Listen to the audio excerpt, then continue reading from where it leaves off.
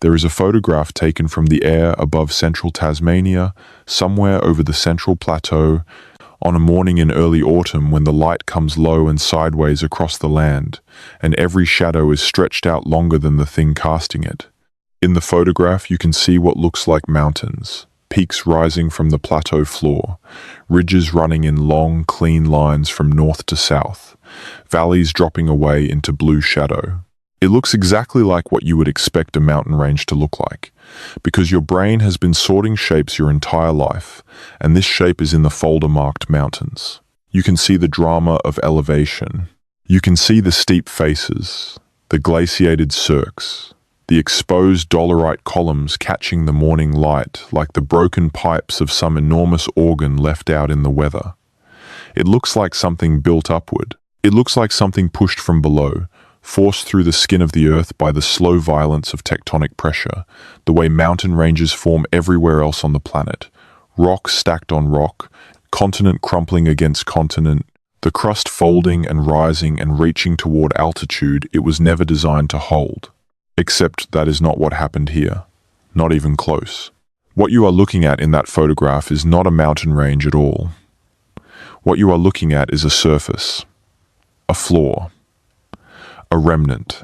The thing you are calling mountains is what was left behind after everything around it was eaten away, dissolved and scraped and carried off grain by grain over hundreds of millions of years, leaving only the most stubborn, most resistant rock standing where it always stood, while the world around it lowered and flattened and disappeared. The peaks are not peaks in any real sense. They are pedestals. They are the last hard pieces of something vast that is mostly gone.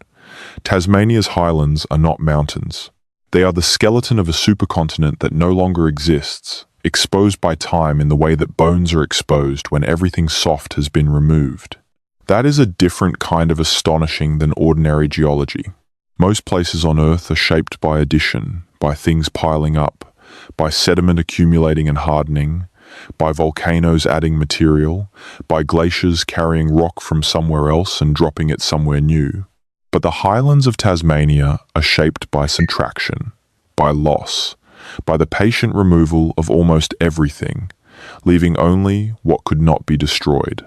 And what you are left with, when you stand on the central plateau and look out over the dolerite columns and the ancient lakes and the pencil pines and the buttongrass moorland stretching away toward horizons that seem to belong to a different planet, is something that has not existed anywhere else on Earth for 300 million years. You are standing on Gondwana, not a piece of it, not a descendant of it, not a geological successor. You are standing on the actual surface, the literal surviving fragment of a supercontinent that assembled itself before the dinosaurs existed and began to break apart before the first flowers bloomed. This is the story of what Tasmania really is.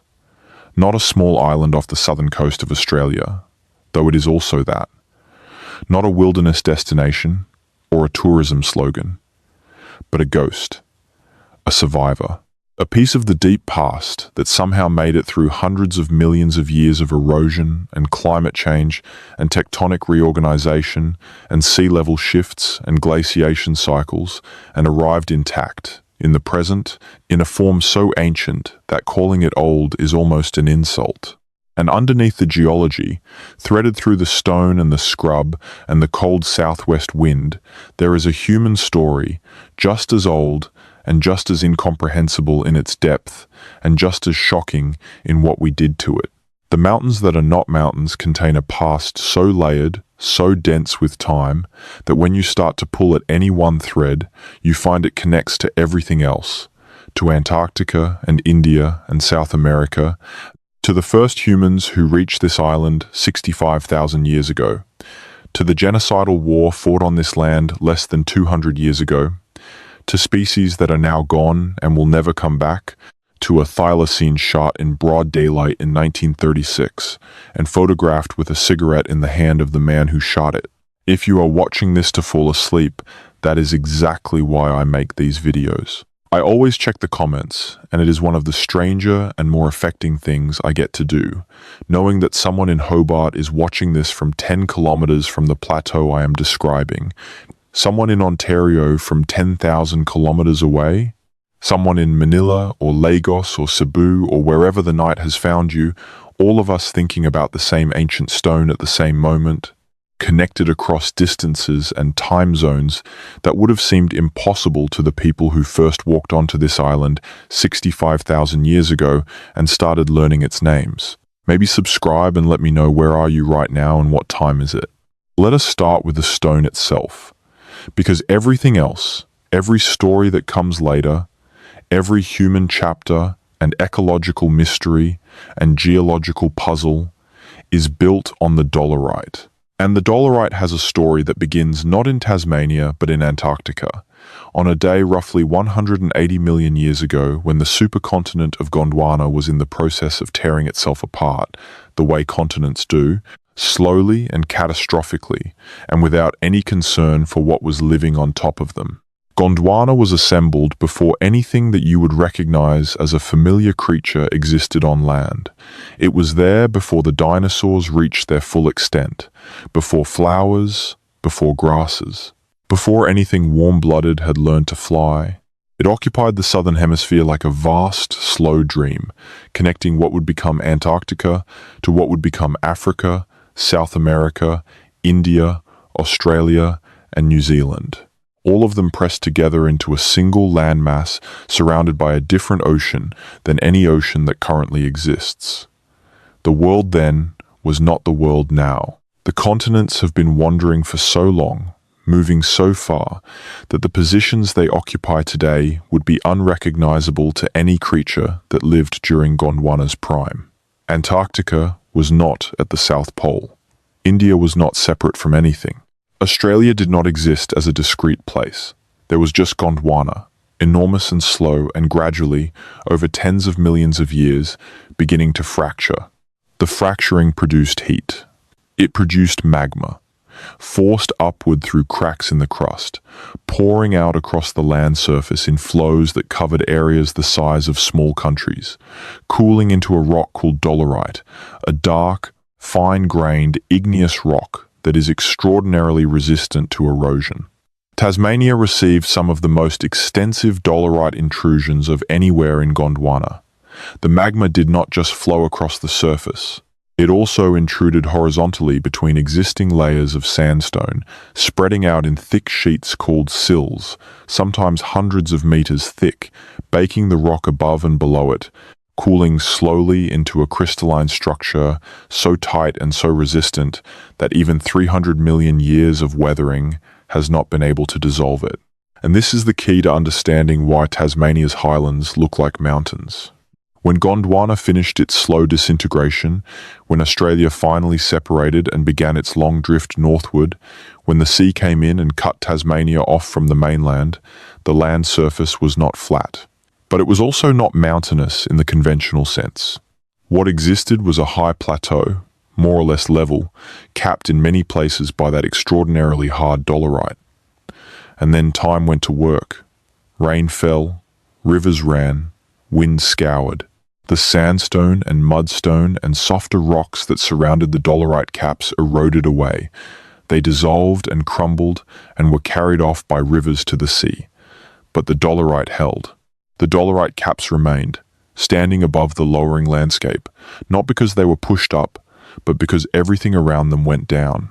What look like mountain peaks from a distance are dolerite caps, the tops of ancient intrusions, preserved while the world around them was removed. The valleys are not valleys, carved by rivers descending from heights. The valleys are simply the spaces left behind when the rock that used to fill them disappeared. This process has a name. It is called differential erosion, and it produces landscapes that are the photographic negative of what you expect. Where you expect the peaks to be the youngest, most recently formed parts of the landscape, here they are the oldest, most stubbornly preserved. Where you expect the valleys to be old and worn, here they are relatively recent. In geological terms, new absences carved out of rock that used to be solid. The whole landscape is an inversion. What is high is old, what is low is where old things used to be. And the dolerite itself is extraordinary to stand inside. The columns that form when dolerite cools slowly are among the most visually striking geological features in the world. Not as famous as the Giant's Causeway or Devil's Postpile in California, but formed by exactly the same process, contraction cracking as the magma loses heat, producing hexagonal and pentagonal columns that stand vertical in cliff faces, that form the dramatic palisades of places like the walls of Jerusalem and the cliffs above Cradle Mountain's lake. To stand at the base of a dolerite cliff in western Tasmania and look up at those columns, grey and clean in the morning light, is to be looking at a crack in time. Those columns cooled 180 million years ago. They cooled when Australia was still attached to Antarctica. They cooled when the only mammals on Earth were small, generalist creatures no bigger than a mouse. They cooled before the extinction event that would wipe out the dinosaurs had even been imagined as a possibility, and they have been standing in roughly this form ever since.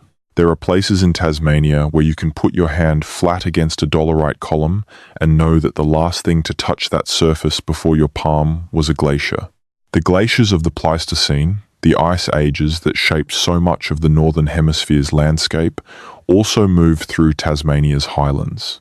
They carved the cirques, the bowl-shaped hollows in the mountain faces. They scraped the plateau surface smooth in places and left it scattered with erratic boulders carried from elsewhere and dropped when the ice melted. They created the lakes, dozens of them, sitting in hollows scoured by ice, fed by rainfall, that in western Tasmania can reach 3 meters per year, making it one of the wettest places in the southern hemisphere.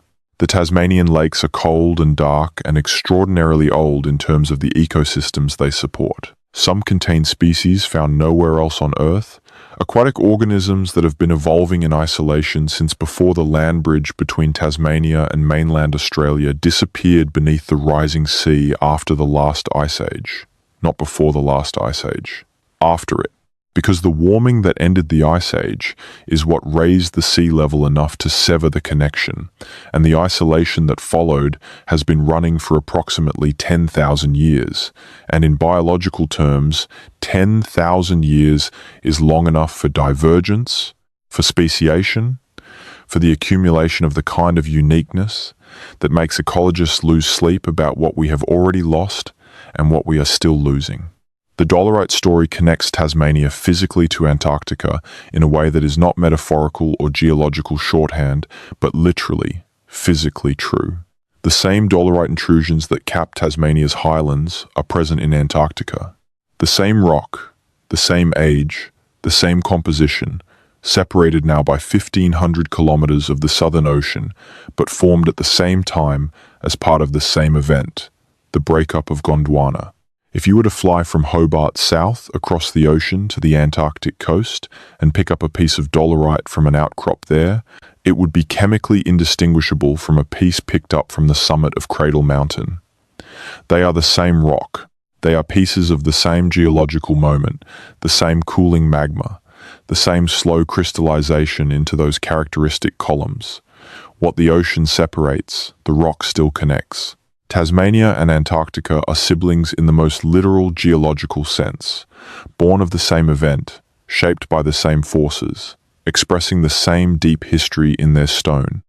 And this is the frame through which everything else about Tasmania needs to be understood, not as an island off the coast of a newer continent, but as a surviving fragment of something 300 million years old, not as a peripheral place at the edge of the known world, but as one of the oldest surviving surface expressions of a landmass that once covered the entire southern hemisphere. The mountains that are not mountains are not a quirk of local geology. They are a window into deep time, a place where the planet's own past is still legible in the shape of the landscape, still readable in the composition of the stone, still audible in the wind that crosses a surface that has been exposed to wind for longer than most rock types on Earth have existed. Now, take the story down from the rock and into the living world that sits on top of it. Because if the dolerite and the ancient plateau surface are one kind of astonishing, the ecology of Tasmania's highlands is a different kind entirely, the kind that feels like walking into a world that evolution built for a different planet and then somehow transplanted here.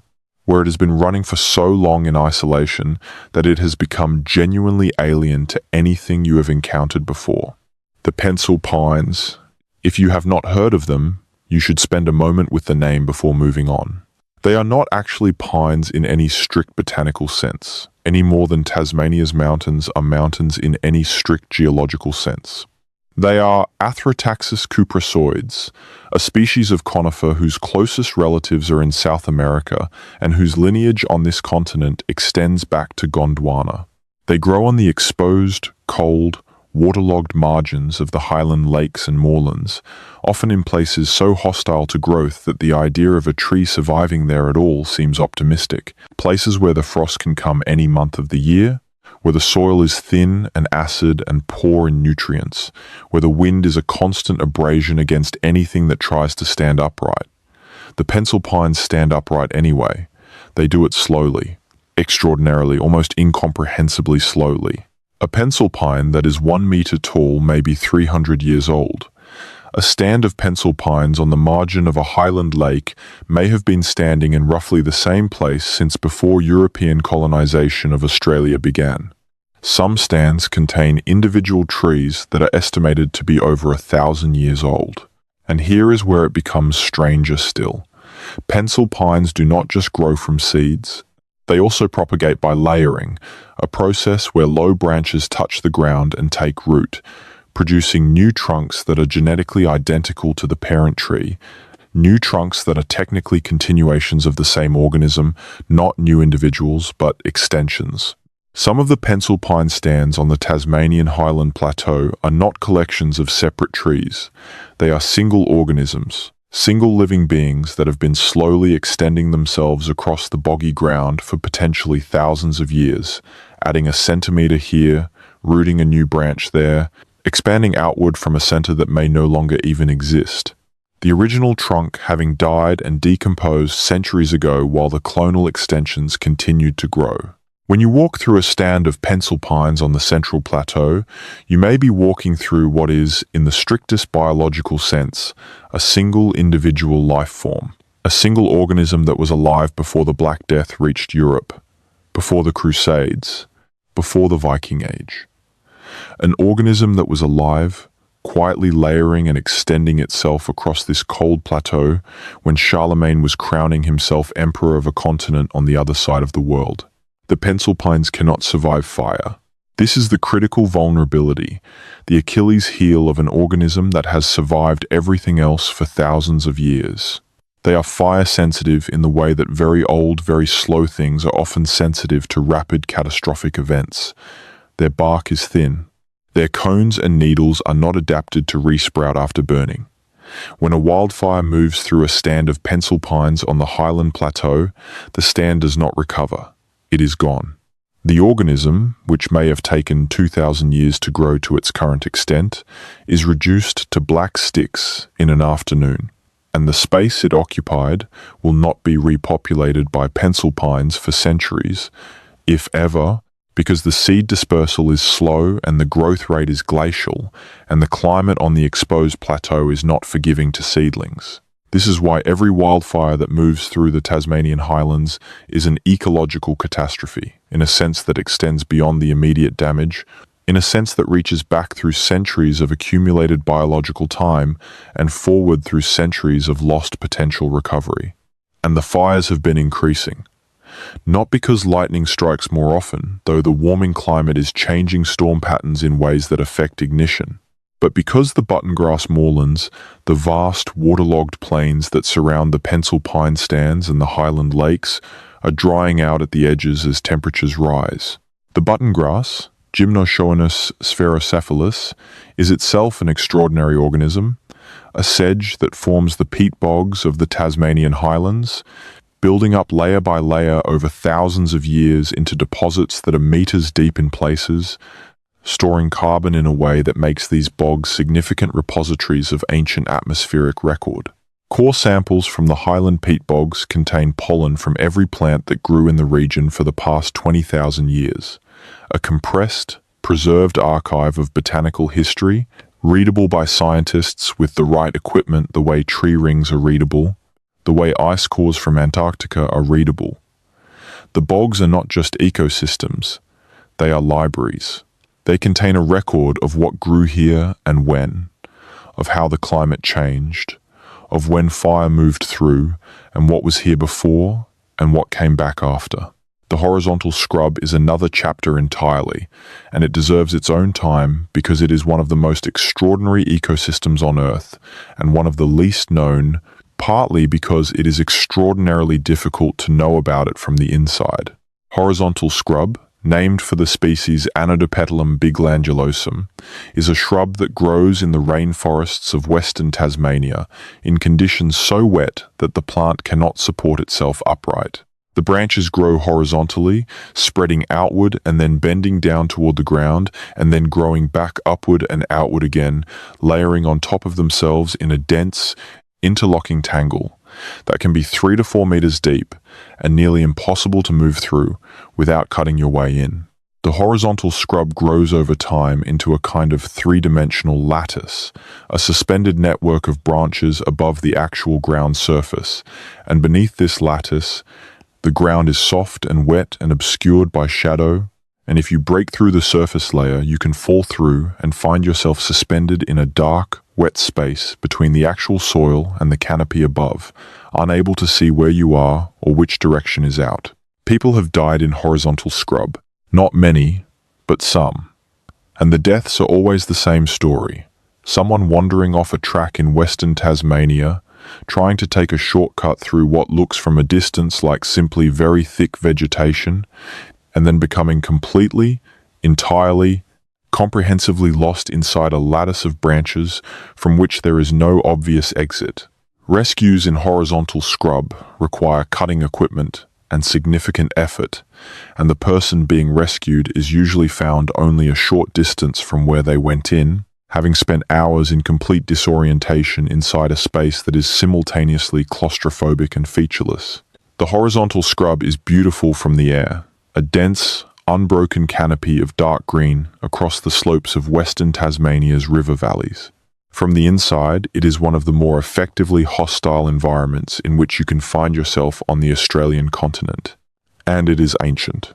The species that compose the western Tasmanian rainforest, the horizontal scrub, and the myrtle beech, and the huon pine along the river valleys, are Gondwana species, descendants of the plants that grew on the supercontinent before the breakup, before the separation, before the long drift into isolated island existence. The huon pine in particular, growing along the river banks of the Gordon and Davey and Franklin river systems in southwestern Tasmania, is another biological time anomaly. Like the pencil pine, it grows extraordinarily slowly, perhaps 1 millimeter per year of radial trunk growth in some conditions. Like the pencil pine, it can propagate by layering. Like the pencil pine, individual trees and clonal stands can achieve ages that push the limits of what we mean when we use the word old. The oldest living huon pine stands, confirmed by carbon dating, are over 10,000 years old. 10,000 years old. That is older than the city of Jericho. That is older than the invention of writing. That is older than agriculture in the Fertile Crescent. Standing on the bank of the Franklin River and looking at a huon pine that was already mature when the first temples of Mesopotamia were being built requires a particular kind of mental preparation that most people have not done and cannot do in the moment, because the number 10,000 years and the concept of a living tree and the ordinary experience of standing beside a tree and looking at it do not naturally combine in the human mind into something that feels real. The huon pine's timber is also extraordinary, oily and fine-grained, and almost indefinitely resistant to rot, which is why it was so heavily logged during the colonial period, and why stands that once covered far more of Tasmania's river valleys now exist only in the most inaccessible places, in the parts of southwestern Tasmania that were too remote and too difficult to reach for the sawyers who moved through the more accessible forests and took what they could reach. The inaccessibility of the southwest is the reason anything survived. The reason the wilderness is still wilderness. Not protection, not management, not any deliberate human decision, but the simple fact that the terrain was too difficult, too wet, too challenging for extraction technology available at the time. And this is a pattern that repeats throughout Tasmania's ecological history. What survived did so because it was too hard to destroy, not because of its value, not because of any recognition of its extraordinary age and irreplaceability, because the scrub was too thick and the rivers were too fast and the weather was too unpredictable and the access was too expensive. Now we need to come to the human story, because everything I have described so far, the geology, the ecology, the extraordinary persistence of ancient things in this corner of the world, all of it exists in a human context. All of it has been witnessed and inhabited and named and understood by people across a span of time that makes everything that usually gets called history look like a recent footnote. The Aboriginal Tasmanians were on this island for at least 65,000 years before any European ship appeared on the southern horizon. 65,000 years. The number is so large that it tends to pass through the mind without sticking, the way very large astronomical distances pass through the mind, acknowledged but not truly comprehended. So let us try to give it some context, some texture, something that makes it land differently than a large number always lands. 65,000 years ago, the pyramids of Egypt were 60,000 years in the future. The city of Rome was 64,000 years in the future. The birth of Christ was 65,000 years in the future. 65,000 years ago, the Neanderthals were still alive in Europe. The cave paintings of Lascaux had not yet been made. The first humans to reach Australia were arriving, spreading south, exploring a continent that still had megafauna, giant wombat-like creatures and marsupial lions and enormous flightless birds, moving through landscapes that no human eyes had ever looked at before. And some of those people, following the coast and the river valleys southward, crossed what was then not a strait but a land bridge, a broad, grassy plain connecting the southern coast of the Australian mainland to what is now the island of Tasmania. They walked across it. They moved south and found a peninsula extending into cold water, and they kept going because that is what humans do. And they made camps on shores that are now beneath the sea, and they began the process of learning a new country, reading its rocks and its animals and its plants and its seasons, building a body of knowledge about this specific place that would accumulate generation by generation for 65,000 years before it was catastrophically interrupted. The land bridge was not always there and was not always gone.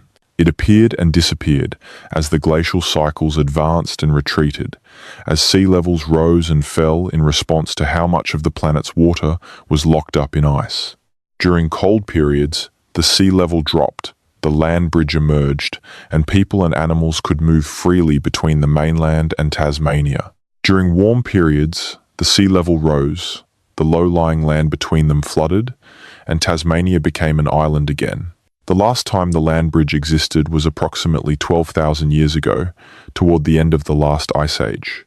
The warming that followed raised the sea level enough to flood the Bass Strait, severing the connection permanently, or at least permanently in any human time frame. And the people who were on Tasmania when the flooding happened were isolated, not cut off from everyone they knew, not suddenly alone because the process was slow enough that it was invisible in any individual human lifetime, the sea rising a few centimeters per year, the low ground becoming marshy and then flooded and then impassable by any means available. But across generations, across centuries, the isolation became complete, and Tasmania became the most isolated human population on Earth. The consequences of that isolation are debated by anthropologists in ways that are still unresolved and still politically charged, because the trajectory of the technological record over the following thousands of years shows some practices appearing to simplify rather than develop in complexity, and the interpretation of this simplification has been weaponized by people who wanted to say things about the Aboriginal Tasmanians that were false and harmful. But the evidence for those false and harmful claims has been thoroughly examined and rejected by researchers who are actually doing the work, rather than constructing justifications for what was done to these people in the 19th century. The truth is more interesting and more complicated than any simple narrative of progress or regression.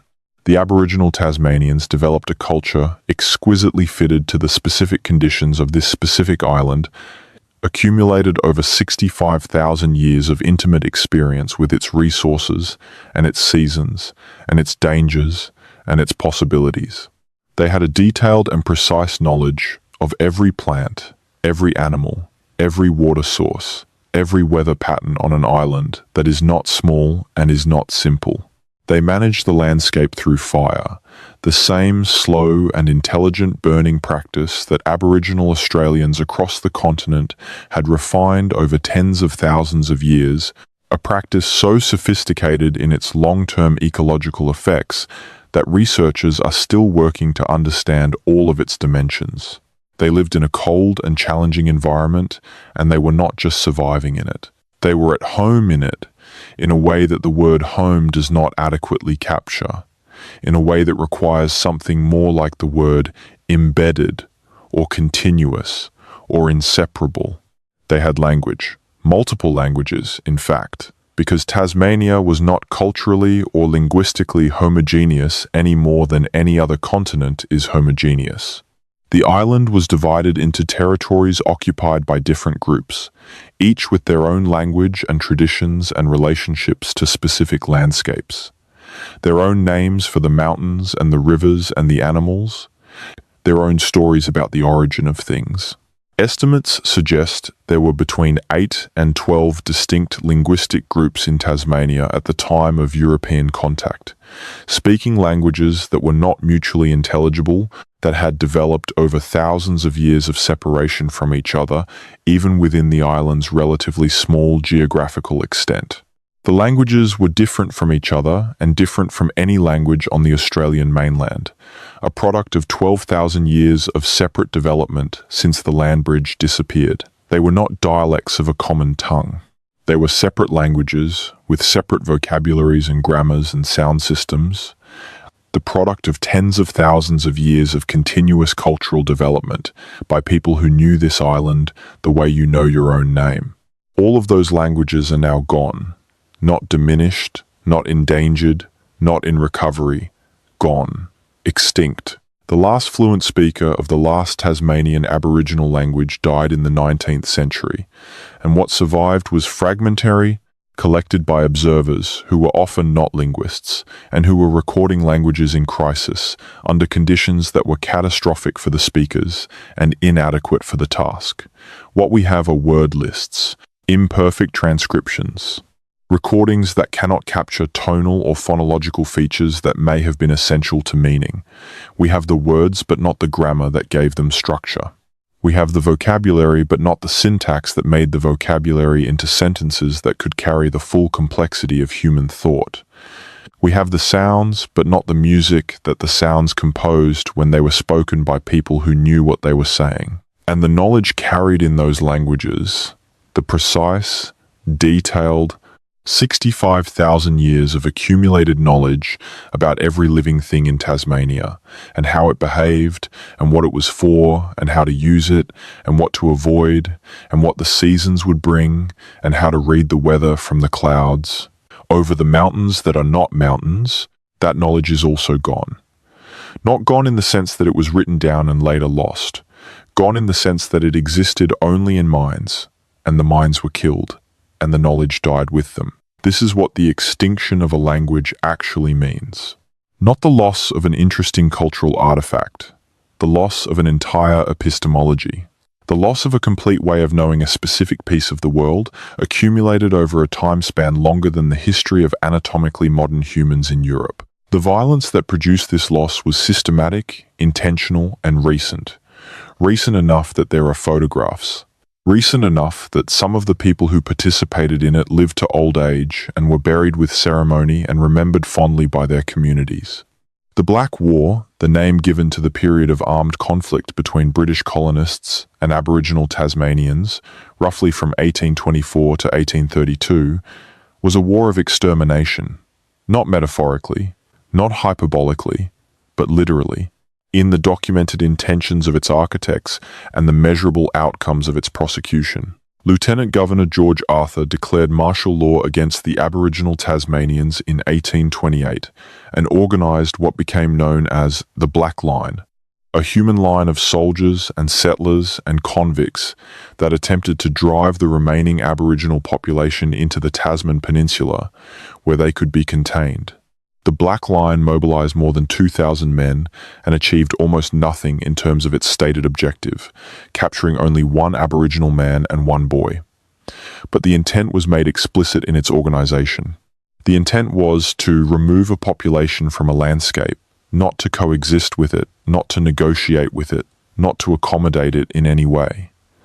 To remove it, the man who did more than anyone else to actually complete this removal was George Augustus Robinson, a self-appointed conciliator who spent years travelling through the Tasmanian wilderness, making contact with the surviving Aboriginal groups and persuading them, through a combination of genuine diplomatic skill and genuine deception, to come in from the bush and relocate to Flinders Island in Bass Strait, where a settlement called Wybalena, meaning black man's houses in a mangling of an Aboriginal word, had been established for their reception. Robinson genuinely believed he was saving these people. He was not. The conditions at Wybalena were terrible. The climate was wrong, the food was inadequate, the people were homesick and grieving and dying of respiratory illness and heartbreak and the accumulated trauma of everything that had happened to them. The population declined rapidly. The Aboriginal Tasmanians who had survived the Black War, who had survived the shooting and the poisoning and the abduction of their children, died at Wybalena in numbers that reduced the community to dozens within years of arrival. The settlement was eventually abandoned and the survivors moved again, first to Oyster Cove near Hobart, a location that was, if anything, worse in terms of conditions, cold and damp and isolated and depressing in a way that feels deliberate in retrospect, though it may simply have been carelessness, which in this context is barely distinguishable from malice. The last man identified as a full descent Aboriginal Tasmanian died in 1869. His name was William Lan. He was known as King Billy, a title of condescending European invention that he apparently endured without comment. He died of cholera at 34, and what happened to his body after his death is one of the more grotesque details of Tasmanian colonial history, which contains many grotesque details competing for that title. Scientists and collectors, believing that his body represented a rare opportunity to obtain skeletal material from a supposedly dying race, fought over his remains, literally fought, with different parties removing different parts of his body in the night. The Royal Society of Tasmania and the Royal College of Surgeons of England, both seeking to claim his skull, his skeleton, his physical person as a specimen for scientific study. His skull was removed and replaced with the skull of a European man. His hands and feet were removed and preserved. His skin was eventually used to make a tobacco pouch and other items by a doctor named George Stokel. His grave was dug up and desecrated. The remains were scattered and lost, and some were eventually sent to London, where they presumably still sit in some institutional storage, unreturned.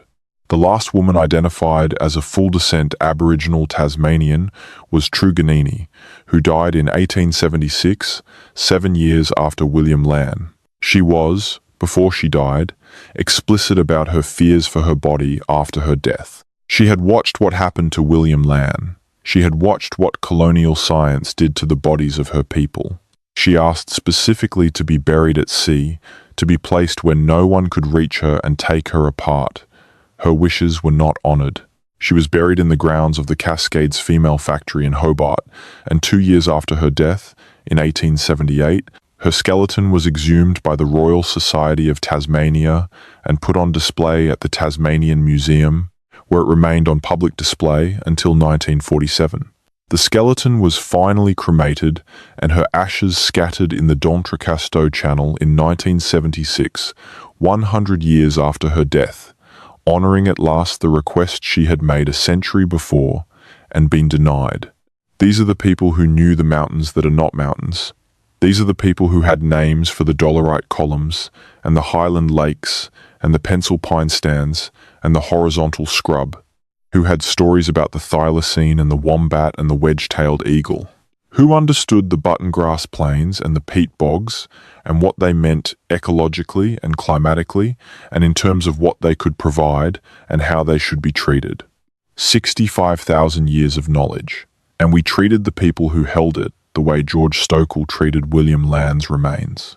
We took what we thought we could use and discarded the rest, and called it science, and called it progress, and moved on. There are Aboriginal Tasmanians alive today. This is important to say clearly, because the narrative of extinction has been used, historically and more recently, to erase the legitimacy of contemporary claims and contemporary people. The extinction framing, the framing of Truganini as the last of her people, is a colonial construct that served colonial purposes, defining Aboriginality in terms that ensured no one could ever qualify, that required a purity of descent that no population of mixed ancestry could demonstrate, that set a standard no one was required to meet anywhere else in the world. The people alive today who identify as Tasmanian Aboriginal are descended from the survivors of the Black War and Wyberlena and Oyster Cove, and from the relationships between Aboriginal women and European men, and from the communities that maintained connection to country and culture across generations, despite everything that was done to prevent that maintenance. Their connection to Tasmania is real and ongoing, and 65,000 years deep, and the mountains, and the scrub, and the ancient pines, and the dolerite columns are part of their country in a way that cannot be interrupted by the colonial fiction of extinction. The thylacine. Let us spend time with the thylacine, because it is the animal that functions as the most concentrated symbol of what has been lost and what was chosen and what the choosing of it says about the relationship between the colonists and the landscape they occupied. The thylacine, Thylacinus cynocephalus, the Tasmanian tiger or Tasmanian wolf, depending on who is describing it, was a marsupial carnivore of extraordinary improbability. It looked like a dog. It moved like a dog. It occupied the ecological niche of a large predator in the same way that a wolf or a coyote or a dingo occupies that niche in other ecosystems. But it was not a dog. It was not even remotely related to a dog. It was a marsupial, its closest living relatives being the numbat and the Tasmanian devil and the quolls, all of them distant from each other on the marsupial family tree. The resemblance to a dog or a wolf was convergent evolution, the process by which unrelated lineages independently develop similar forms in response to similar ecological pressures.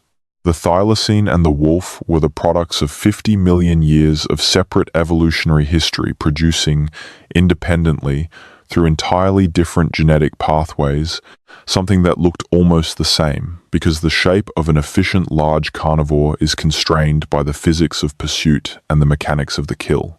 Evolution finds the same solutions repeatedly, across entirely different genomes, across entirely different geological histories, because some problems have optimal solutions, and time is long enough to find them. The thylacine was alive on mainland Australia until approximately 2,000 years ago. It disappeared from the mainland, probably due to a combination of increased competition from the dingo, which arrived with the Austronesian peoples who came to Australia before European colonisation, and the intensification of Aboriginal burning practices and hunting pressure.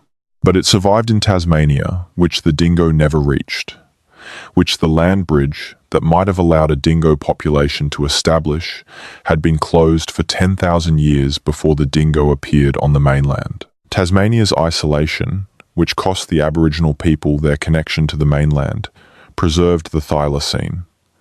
It was a refuge. The island functioned as a refuge for things that could not survive the increasing complexity of the mainland. When European colonists arrived and began establishing sheep farms, the thylacine became a problem.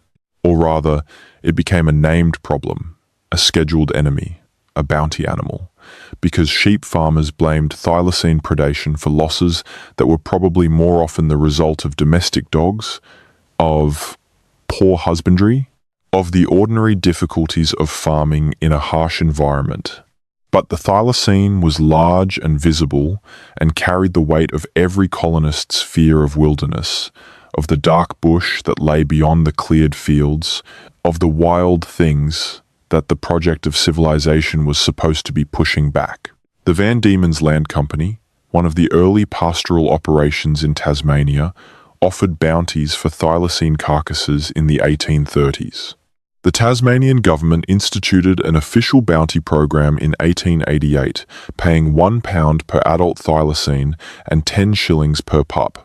Over the following 23 years, until the program was discontinued in 1909, records show that more than 2,000 bounty claims were paid, which represents a minimum of 2,000 dead thylacines, and the actual kill rate was certainly higher because not every kill was presented for bounty, and not every bounty was recorded with the same rigor at every collection point.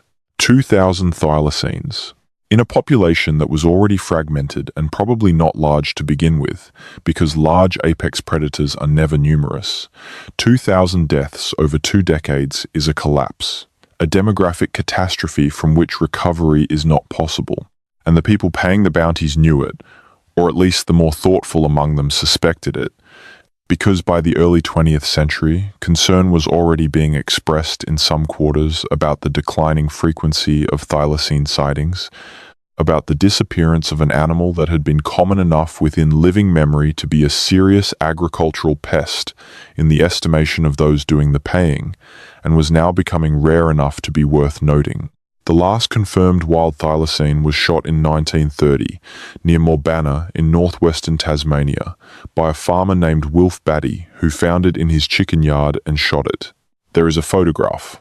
The thylacine is lying on its side in the dirt, and Wilf Batty is standing over it with a neutral expression, and in some reproductions of this photograph, it is said that he has a cigarette in his hand, though I have not been able to confirm whether that detail is accurate or apocryphal, but the detail feels true, feels appropriate to the ordinariness of the moment, because the killing of the last wild thylacine was an ordinary moment, a farmer protecting his chickens, not a monument or a ceremony or a recognition of what was happening, just a man and an animal in a yard and a gun, and the end of millions of years of evolutionary history in the time it takes to pull a trigger.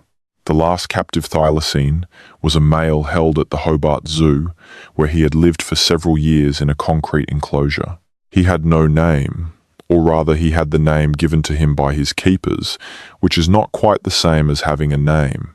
He died on the night of the 7th of September 1936, alone in his enclosure, having been accidentally locked out of his sleeping quarters during an unusually cold night.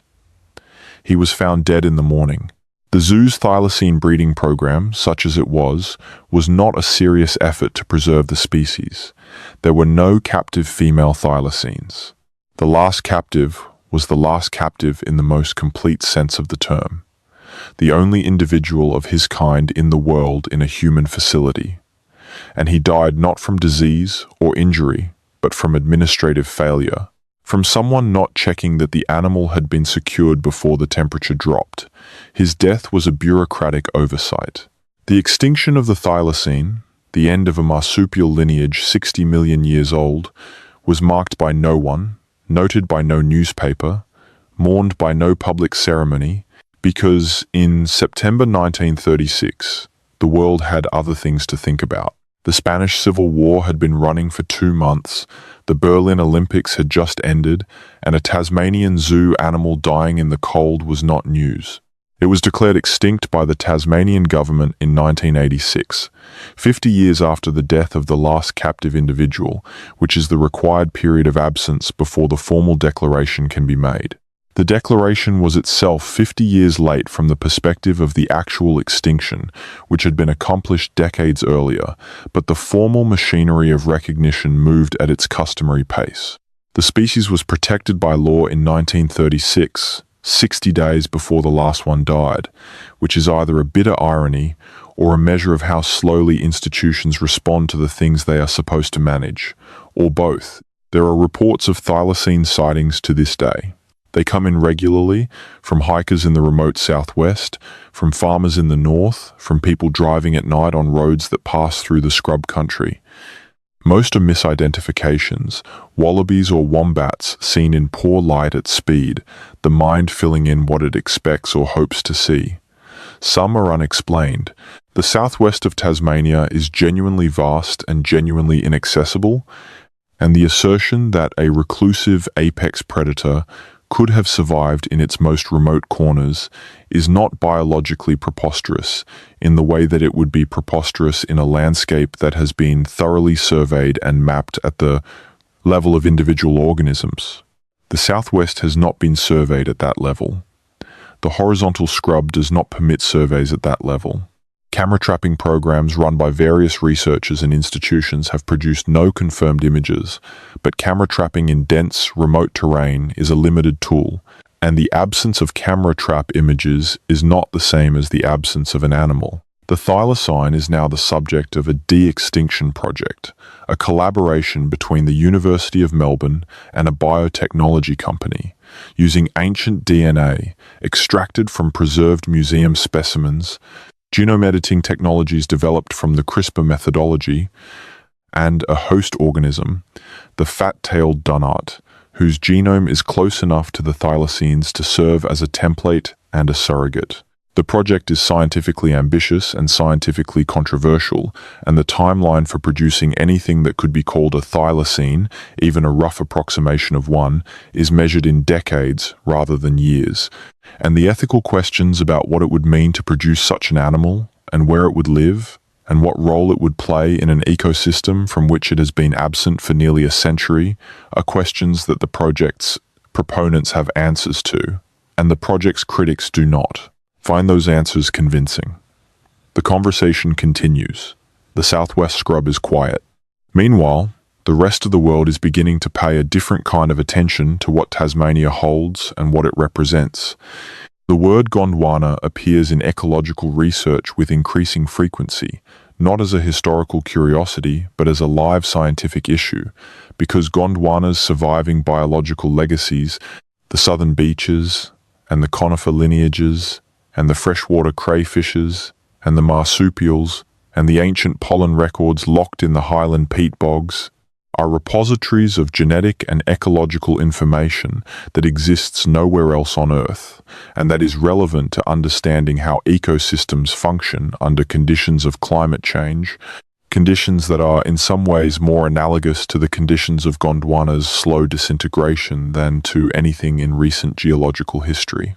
Tasmania is a Gondwana relict not just in the sense of carrying ancient geology, but in the sense of carrying ancient biology, ancient ecological relationships, ancient species interactions that have been running continuously since the supercontinent existed, and the knowledge contained in those interactions, in the way the pencil pines relate to the frost and the fire and the peat bogs, in the way the horizontal scrub relates to rainfall and slope, and the absence of large browsing animals, is knowledge that we are only beginning to understand how to read. The Tasman Sea, which separates Tasmania and the Australian mainland from New Zealand, is itself geologically young, which is a strange thing to say about an ocean, but young is relative. When you are talking about the movement of tectonic plates across geological time, the Tasman Sea opened approximately 85 million years ago, when the landmass that would become New Zealand rifted away from what would become Australia and began drifting east. Before that rifting, there was no Tasman Sea. Australia and New Zealand were one landmass, and Tasmania was part of the interior of that landmass, far from any coast. The rifting created a new ocean basin, slowly, over millions of years, and as the new seafloor spread and the continents moved, the geography of the South Pacific reorganized itself into something that would eventually be recognizable, distantly, as a precursor to what exists today. This is why New Zealand has no native land mammals except bats. It rifted away before the placental mammal radiation produced the diverse array of terrestrial mammals that eventually colonized Australia and Asia and Africa and the Americas. It took its cargo of dinosaur-era animals with it, and then the dinosaurs were extinguished, and what was left were birds, which were already present, and the insects and plants and reptiles that had come across with the rift, and eventually the bats, which arrived by air. New Zealand's extraordinary bird diversity, the moa and the kiwi and the kakapo, and the dozens of species that have gone extinct since human arrival, is not an accident or an anomaly. It is the biological legacy of isolation beginning before mammals existed, isolation so complete and so long that an entire ecological system reorganized itself around the birds that were present rather than the mammals that were absent. Tasmania's isolation is shorter than New Zealand's, but shares something of its character: the accumulation of difference across time, the development of uniqueness through separation, the building of an ecosystem that fits its specific conditions rather than resembling ecosystems in adjacent places. The quolls and the Tasmanian devils and the echidnas and the wombats and the various species of wallaby and pademelon and potteroo that compose Tasmania's mammal fauna are not simply Australian animals living in a southerly outpost. They are Tasmanian animals, species and subspecies and populations that have been evolving under Tasmanian conditions for 12,000 years of island isolation, adapting to the specific pressures of a cold, wet, fire-prone, geologically ancient landscape in ways that have produced measurable genetic and behavioral differences from their mainland relatives. The Tasmanian devil is found only in Tasmania, having been extirpated from the mainland approximately 3,000 years ago by the same dingo pressure that eliminated the thylacine. The devils that remain are under pressure from a contagious facial tumor disease that is transmissible between individuals, a pathogen so unusual in its biology that it has attracted significant research attention as an example of a naturally occurring transmissible cancer, a category of disease so rare that only 2 clear examples were known before the devil's tumor disease was characterized.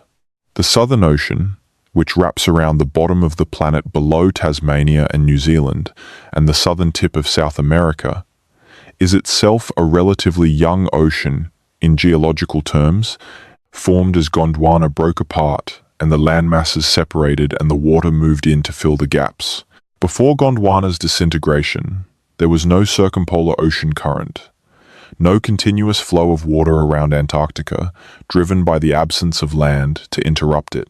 The opening of the Drake Passage between Antarctica and South America and the opening of the Tasmanian Gateway between Australia and Antarctica created the conditions for the Antarctic Circumpolar Current, the most powerful ocean current on Earth, moving 300 times as much water as all the world's rivers combined, circling Antarctica continuously without the interruption of any continent, isolating Antarctica thermally, and helping drive the process of its glaciation that has made it the frozen continent it is today. Before the circumpolar current, Antarctica was not glaciated. Before the circumpolar current, Tasmania and Antarctica were connected, and the climate of the region was different, warmer and more uniform, and the plants and animals that moved between them were different from anything alive there now. The opening of the Tasmanian Gateway, the deep water passage between Australia and Antarctica that formed as those land masses drifted apart beginning around 45 million years ago, is one of the critical events in the climate history of the planet. It allowed the circumpolar current to establish itself at its full depth, chilling Antarctica, building the ice sheet, altering the ocean circulation patterns that distribute heat around the globe, changing the conditions for life everywhere on Earth. Tasmania was the gate, and the opening of that gate changed the world's climate in ways whose effects are still running, whose consequences include the ice ages of the Pleistocene and the particular distribution of ecosystems across the planet that we are accustomed to calling natural, as if any of it were fixed, rather than being the current configuration of a system that has been changing continuously for 4 billion years. The people who live in Hobart today are living at the edge of the gate. The city sits on the Derwent River, estuary and deep harbour, framed by Mount Wellington to the west, whose summit is dolerite, whose shape is the shape of an ancient intrusion capped in hard rock while everything around it was worn away, whose plateau top holds pencil, pines and alpine meadows, and a view that on a clear day extends to the Tasman Peninsula to the southeast and the Central Plateau to the northwest. Mount Wellington is locally called Kunanyi by those who are working to restore the Palawakani name, the language reconstruction project being undertaken by Aboriginal Tasmanians using the fragmentary records that survived the genocide to build something functional, something that can be spoken, something that carries the sound of this place in its syllables the way the original languages did. Palawakani is not a perfect reconstruction. The researchers and speakers who are building it acknowledge that it is a synthesis, drawing on the word lists and fragmentary records of several of the original Tasmanian languages, not a direct revival of any single one, because the speakers who could have told anyone what any single one sounded like and felt like from the inside died at Waibalena and Oyster Cove and in the paddocks and along the riverbeds during the Black War. What Palawakani is an act of refusal. A refusal to accept the colonial narrative of irreversible loss, a refusal to treat extinction as the final word, a refusal to agree that because the colonial project successfully killed the speakers, it successfully killed the connection. Language can be rebuilt. It is not easy. It is not without compromise and loss. But it is possible, and the fact of its possibility is itself a statement about the relationship between a people and a place that survives across interruptions that should by any reasonable measure have severed it permanently. The walls of Jerusalem National Park sits on the central plateau at roughly 1,000 meters elevation, a landscape of dolerite columns and alpine lakes and ancient pencil pine stands that takes its name from the biblical resonances that early European explorers apparently saw in the rock formations, the columns rising like temple walls, the peaks named for features of the Holy City, Mount Jerusalem, the Pool of Bethesda, Herod's Gate, Solomon's Throne. The naming is a classic colonial gesture, the imposition of a distant cultural reference on a landscape that already had names that had been named in Tasmanian Aboriginal languages for 65,000 years before any European stood there and thought it looked like Jerusalem. The original names are mostly gone. The colonial names remain on the maps and in the park authority documents and on the signs at the trailheads. The park is extraordinary. On a clear autumn day, when the light is low and the pencil pines are casting long shadows across the dolerite gravel and the lakes are perfectly still and reflecting the clouds in colors that seem too saturated to be real, the walls of Jerusalem is one of the most affecting landscapes I am aware of in Australia, or anywhere. It has that quality that very old places sometimes have, of making you feel small, not in a frightening way, but in a clarifying way, the way that standing at the edge of the ocean, or looking at a clear night sky makes you feel small, which is to say it gives you an accurate sense of your own scale, which is a relief from the ordinary inflation of human self-importance. You are small at the walls of Jerusalem. The dolerite is 180 million years old.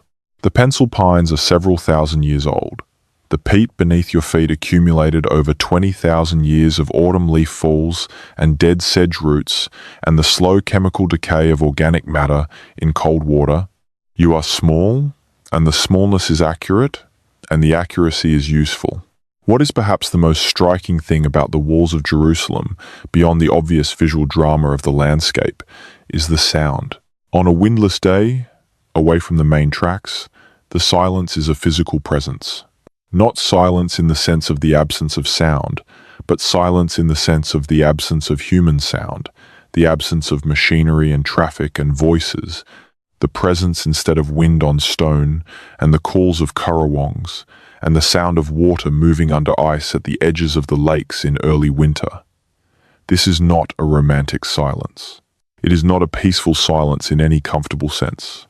It is a silence that has a depth to it, a depth that corresponds to the depth of time visible in the rock and the wood and the water, and that depth is not comfortable, it is true, which is not the same thing. You can climb to the summit of Mount Ossa, Tasmania's highest point at 1,517 meters, on a day when the weather is clear and the forecast is settled, and stand on dolerite that has not been covered by anything since the last glacier retreated, and look out across the plateau in every direction and understand, in the way that geography sometimes makes you understand things that text cannot quite convey, that you are standing on a remnant, that the plateau extends in every direction and then falls away at its edges, and the falling away is where the erosion happened, where the softer rock gave up and descended to sea level, and what you are standing on is what would not go.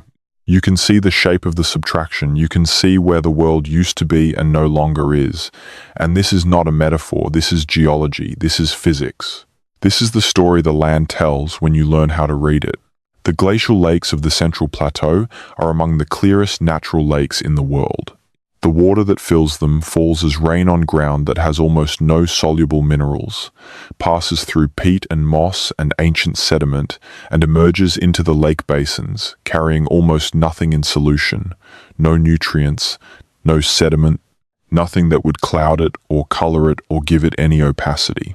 The lakes are cold and oligotrophic, meaning low in nutrients, and the biological communities that live in them are adapted to this poverty, to a world where there is very little to eat and everything grows slowly and lives long and is exquisitely efficient.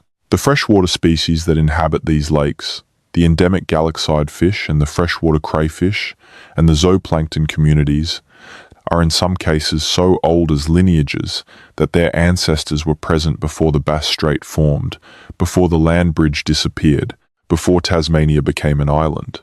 They are lake animals who have never been ocean animals, stranded in their high-altitude basins by the geography of the plateau, separated from each other by the drainage divides that have kept their populations apart for thousands of years, diverging slowly in the cold and the clarity. The freshwater crayfish of Tasmania, the giant freshwater crayfish Astacopsis gouldi, is the largest freshwater invertebrate on Earth. It can reach 6 kilograms in weight and is found only in cool, clean streams in northern and western Tasmania. A Gondwana lineage in an island habitat, an organism whose evolutionary history predates anything recognizable as the modern world. It can live for 40 years. It takes years to reach sexual maturity. Its populations have been heavily impacted by habitat destruction and overfishing and the warming of stream temperatures. It is listed as endangered. It is the kind of animal that tells you something about the time scale of the ecosystem it occupies, the kind of animal that only exists where things have been stable and slow for a very long time, and whose presence or absence is therefore a measure of whether the things that have been stable are still stable. The Huon pines of the Franklin River system, the ones that survived logging because the terrain was too difficult to extract from profitably, became the centre of one of the most important environmental battles in Australian history.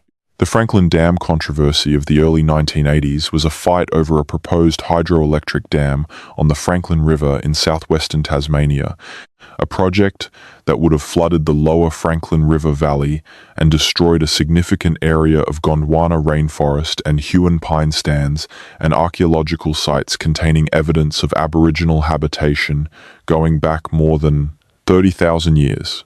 The campaign against the dam united environmentalists and Aboriginal rights advocates and scientists, and eventually a significant proportion of the Australian public in opposition to the project, and it became a federal election issue, and the Labor government of Bob Hawke, elected in 1983, honoured its pre-election commitment and stopped the dam. The Franklin campaign is remembered as one of the founding moments of Australian environmental politics, the moment when wilderness was successfully argued to have intrinsic value, value independent of human utility, value that could legitimately outweigh economic development in a democratic political calculation. The photographs that came out of the Wilderness Society's campaign, the images of the Franklin River and the rainforest and the Dolerite cliffs, were part of what changed the political calculation. And the slogan, "Do you want to save it? Vote 1, ALP," stenciled on stones along the shores of the Gordon River and seen from the air by voters and politicians and journalists, a grassroots campaign that used the landscape itself as its billboard. The Franklin was saved, the Huon pines are still there, the archaeological sites are still there, including Kutakina Cave, which contains stone tools and food refuse dating back 30,000 years, and represents some of the southernmost evidence of human habitation during the last ice age. People living closer to the Antarctic ice sheet than almost anyone else on Earth during the coldest period of recent geological history, hunting cave bears and grazing animals on a landscape that is now rainforest, because the climate then was drier and colder and supported different vegetation, and the people living there were adapted to conditions that no longer exist, that have not existed for 12,000 years, and whose passing was itself a kind of extinction. An extinction of a climate and an ecosystem and a way of life that was complete and functional and uniquely fitted to its moment, and whose passing was neither tragedy nor progress, simply change, the kind of change that the planet makes continuously and that humans have always had to accommodate and have sometimes failed to accommodate and sometimes managed to outlast. The deep southwest of Tasmania is accessible only by light aircraft or by a very long walk, some of it through horizontal scrub. The Port Davey Track and the South Coast Track are among the most challenging multi-day walks in Australia, routes that cross terrain so demanding and weather so changeable that walkers are advised to register with the police and carry emergency beacons and be prepared for a rescue that may not be immediately possible because the weather may prevent aircraft from reaching the area. The southwest is not managed wilderness in the way that most designated wilderness areas are managed. It is not a park in the sense that implies infrastructure and access and the expectation that you will be comfortable inside it. It is simply wild, in a way that is becoming difficult to find anywhere on Earth. A landscape that has not been shaped by human activity in any significant way for a very long time, that is too wet and too cold and too inaccessible to have been cleared for farming or mined with any efficiency or logged without extraordinary expense, and that therefore remains largely as it was.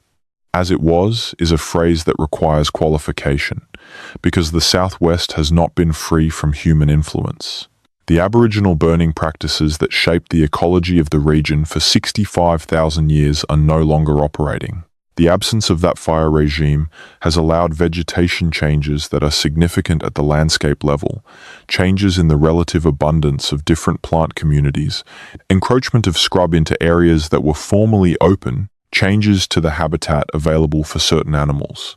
The European grazing that operated in some parts of the region before it was protected altered plant communities in ways that are still visible. The introduced species, the cats and the rats and the rabbits and the foxes and the weeds, have affected the ecology even in areas where the vegetation looks undisturbed from a distance.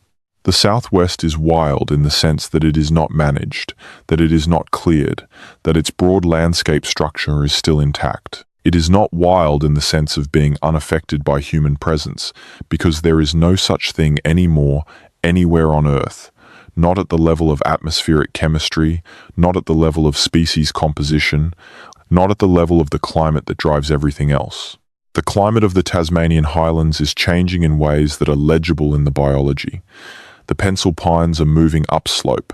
Alpine cushion plants are retreating from lower elevations. The snowfields that used to reliably cover the central plateau through winter are less reliable, covering less ground for shorter periods. The peat bogs are drying at their edges, becoming more susceptible to fire. The species that are adapted to the cold and wet conditions that have prevailed since the last ice age are experiencing range contractions, while lowland species are moving upslope into terrain they could not previously colonize. This is not a prediction or a projection. This is the observation of field ecologists who have been measuring these things for decades, comparing current conditions to baseline surveys conducted when the monitoring programs began, finding differences that are outside the range of natural variation and consistent with the predicted biological responses to the temperature increases already recorded. Tasmania has warmed by approximately 1 degree Celsius since reliable instrumental records began in the mid-19th century. 1 degree sounds small. In the context of the geology we have been discussing, in the context of a plateau surface that has persisted through changes of tens of degrees over hundreds of millions of years, 1 degree sounds trivial. But the organisms that live on the plateau now are adapted to the current climate, not to the climate of the past, not to the climate of Gondwana or the Cretaceous or the Eocene. They are adapted to the conditions of the Holocene, the last 12,000 years, and the change in those conditions is happening faster than evolutionary adaptation can follow it. The pencil pines that have been layering across the highland bogs for 2,000 years cannot pick up their roots and move upslope fast enough to track the retreating cold. The freshwater fish in the oligotrophic lakes cannot evolve tolerance for warmer water in the time available. The peat bogs that have been accumulating for 20,000 years cannot rebuild themselves after a wildfire that was made possible by a drying, that was made possible by a warming, that is now a fact rather than a forecast. There is a particular kind of despair available when you think about these things too directly, and I am not recommending that despair, though I am not pretending it is not there. The kind of thought that follows you after you have walked through the walls of Jerusalem on a clear autumn day and understood what you are looking at, and understood what is happening to it, and understood what caused what is happening to it, and understood that the cause thing is past the point where it can be fully reversed. But despair is not the only thing available, and it is not the most useful thing, and the people who know the Tasmanian highlands most intimately, the ecologists and the Aboriginal Tasmanians and the wildfire researchers and the restoration practitioners, are not in general characterized by despair. They are characterized by a precise and unsentimental understanding of the situation, combined with an ongoing commitment to doing what can be done in the conditions that actually exist, rather than the conditions that would have been preferred. The restoration of the Aboriginal burning practices, the slow reintroduction of cultural burning to parts of the Tasmanian landscape, is one of the things that can be done. It is happening. It is happening slowly and imperfectly, and in a context of complicated politics and land tenure and institutional resistance, and the ordinary friction of any process that requires multiple parties with different histories and different interests to cooperate toward a shared goal. But it is happening. Aboriginal burning practitioners in Tasmania and across Australia are working with fire ecologists and land managers to restore something of the burning regime that shaped these landscapes for 65,000 years and whose absence since the colonial period has produced changes that are now visibly problematic. The Tasmanian government has been engaged in this process with varying levels of commitment and urgency across different administrations, and the trajectory is not simple or straight, but the direction is more often toward engagement than away from it. There is something significant in the arc of this. The same colonial project that destroyed the culture of the people who knew how to manage this landscape is now, through its institutions, seeking advice from the descendants of those people on how to manage the landscape they were expelled from. The advice is available, partially, in the fragmentary records and in the living knowledge held by Aboriginal Tasmanians who have maintained connection to country across the interruption of the Black War and Wyberlena and Oyster Cove and the colonial fiction of extinction. The advice is not free. It should not be free. The people being consulted have paid in every possible way for the right to be the custodians of this knowledge, and the institutions seeking the advice have an obligation that extends considerably beyond the financial, an obligation of recognition and restoration and truth that is separate from and prior to any conversation about burning practices and ecological management. The mountains that are not mountains have been watching all of this. This is not a mystical statement. This is an observation about time and scale. The dolerite columns of the walls of Jerusalem cooled 180 million years ago and have been exposed to weather for somewhere between 50 and 100 million years. By the time the first Aboriginal Tasmanians walked across the land bridge and climbed the plateau and looked at those columns and gave them names that have since been erased and replaced with the names of a Middle Eastern city, the dolerite had already been standing for 175 million years. The 65,000 years of Aboriginal presence on this island, long as it is in any human scale of reference, is 0.3% of the age of the rock. The 250 years of European presence is less than 1/10,000th of 1% of the age of the rock. The rock does not care about any of this. The rock is not watching and does not have an orientation toward the events that take place on its surface. But the people who walk across it carry, whether they are conscious of it or not, the full weight of the human dimension of its story, the 65,000 years of naming and understanding and living with this specific piece of the world, and the 250 years of destruction and extraction and loss, and the complicated, unresolved present, in which some things are still possible that were not possible a generation ago, in which some knowledge that seemed lost is being carefully, imperfectly reconstructed, in which some species that were thought extinct are the subject of recovery efforts whose success is uncertain but whose effort is real, in which the mountains that are not mountains still stand in the cold southwest rain, dolerite columns reaching into cloud, pencil pines layering slowly across ancient bog, the peat recording what falls on it, the lakes holding their cold Gondwana water, the wedge-tailed eagles riding the thermal currents above the plateau edge. The wedge-tailed eagle. I have not mentioned the eagle yet, and it deserves mention because it is one of the animals that gives you scale when you are in the Tasmanian highlands.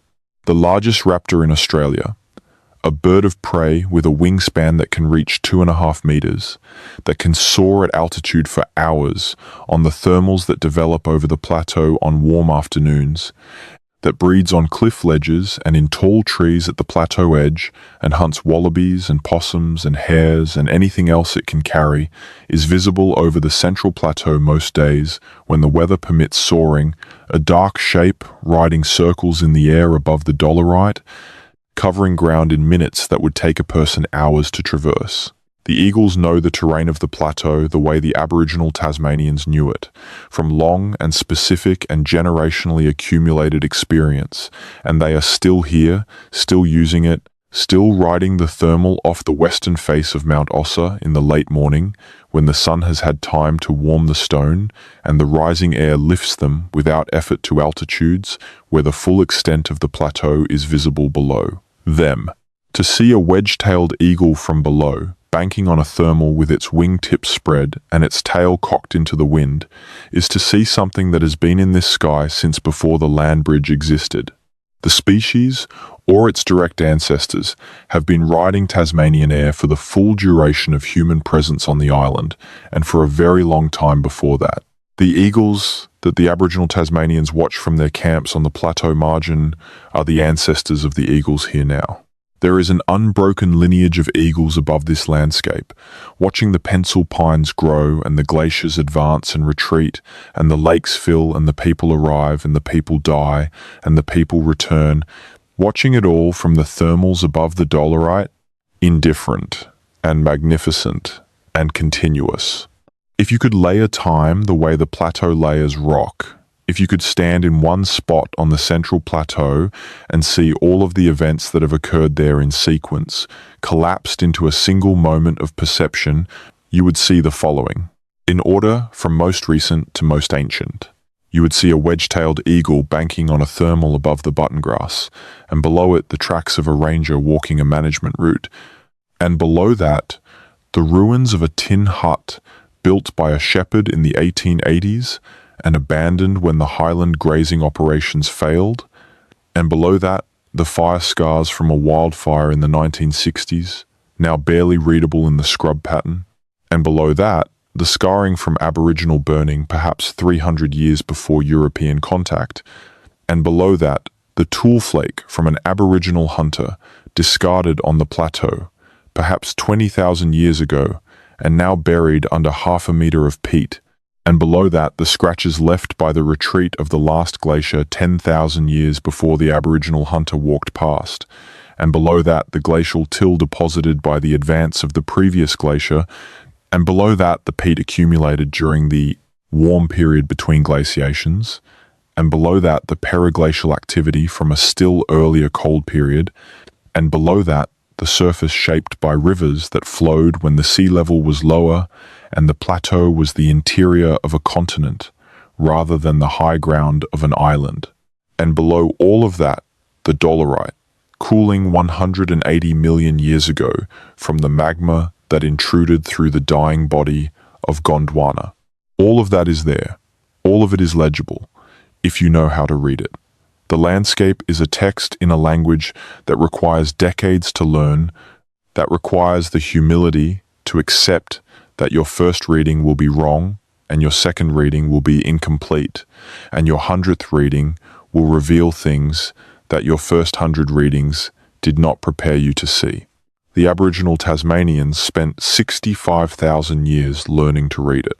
They had a fluency in this text that took generations to accumulate and was lost in a generation of deliberate destruction, and what we have now is fragments and reconstruction, and the slowly growing body of ecological and geological and archaeological research that is filling in, from the outside, from the scientific method, what was once known from the inside, from lived experience and oral tradition, and the kind of knowledge that accumulates when you have no option but to pay attention to your immediate environment for your entire life and pass that attention to your children.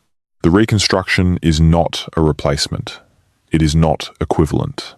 It is better than nothing in the way that a photograph of a person is better than nothing when the person is gone, but it is not the person, and the knowledge that can be recovered from the scientific record is not the knowledge that was carried in the languages that died at Wibalena and Oyster Cove, because the scientific record was not designed to capture that kind of knowledge and cannot retroactively be made to have captured it. What is recoverable is recoverable. What is not is not. And the distinction between those two categories is drawn, in most cases, along the line of the colonial project, the line of what was destroyed and what survived the destruction. There is a lake on the Central Plateau called Lake St. Clair, the deepest lake in Australia, its bottom 212 metres below its surface, a depth reached by the scouring of a glacier during one of the ice ages that crossed this plateau and left its marks in the rock and the landscape.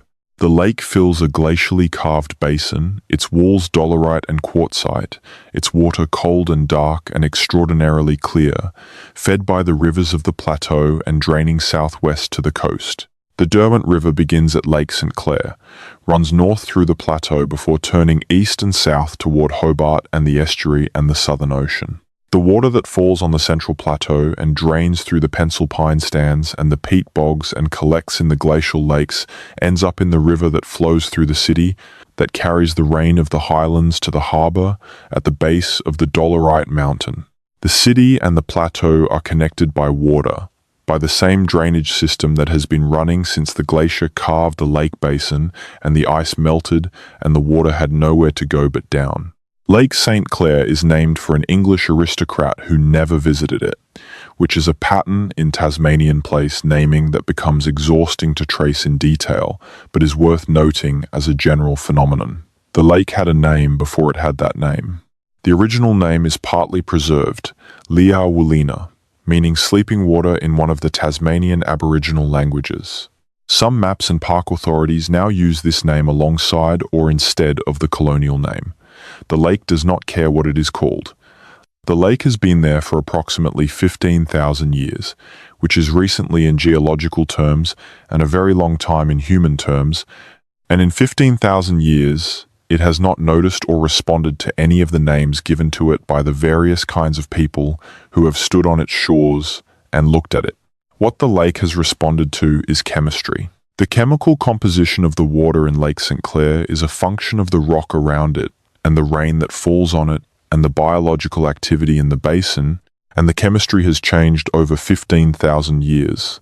As the climate has changed, and the vegetation has changed, and the human activities in the catchment have changed, and the record of those changes is preserved in the sediment at the bottom of the lake in layers that can be cored and dated and analysed in the same way that ice cores from Antarctica are cored and dated and analysed. The sediment core from Lake St. Clair is an archive of the last 15,000 years of climate and ecology at this location, a record that predates the first Aboriginal footstep by negative 50,000 years and will post-date the last human presence by however long it takes the sediment to cease recording the chemical signatures of human activity.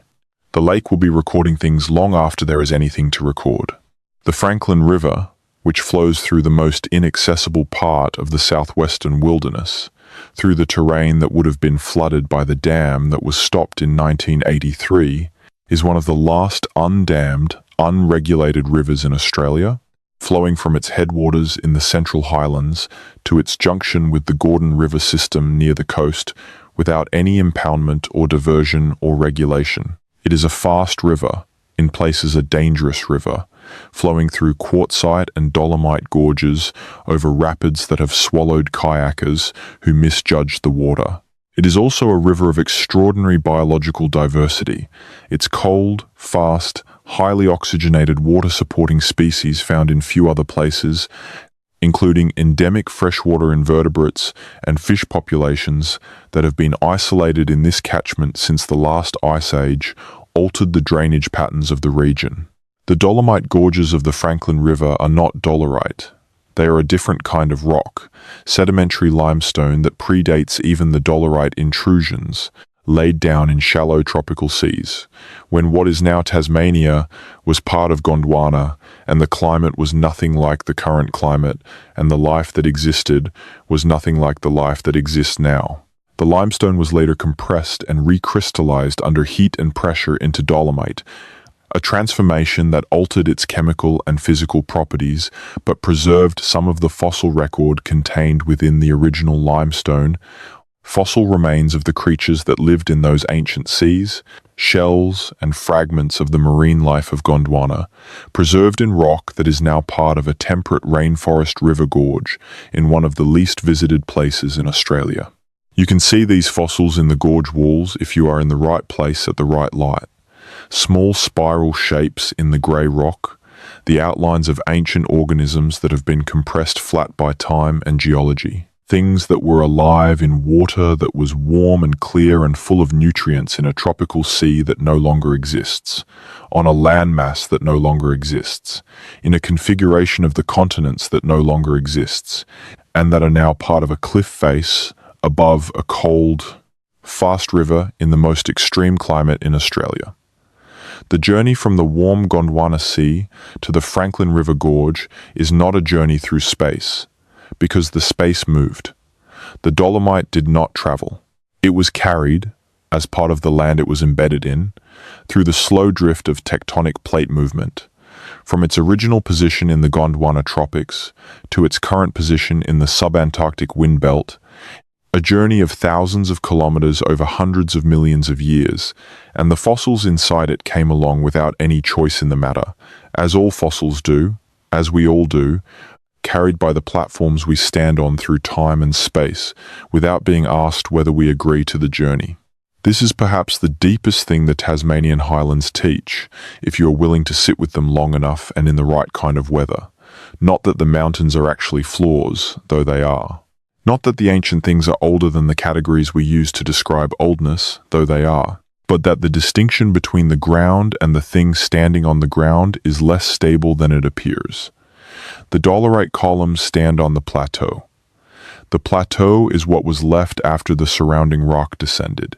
The descended rock became sediment in rivers that are now dry, became stone in formations that are now eroded, became the chemical composition of the ocean that washed over it. The columns stand, but the columns are also falling, one grain at a time, one frost cycle at a time, the angular joints and cracks filling with water that freezes and expands and widens the crack, the broken pieces tumbling down the cliff face to accumulate at the base in the blocky scree that surrounds the dolerite formations everywhere you look. The standing is a slow falling. The permanence is a slow movement. The age is a slow destruction that is not yet finished. This is not nihilism. This is geology. The slow falling of the dolerite is not a problem or a tragedy. It is the process. The subtraction of the surrounding rock that created the topographic contrast, the apparent mountains, continues. The plateau continues to lose material at its edges. The columns continue to shed fragments. In 1 million years, in 10 million years, in 100 million years, the central plateau will look different from how it looks now. Not flat, but differently shaped. More eroded, lower, less dramatic in its contrasts.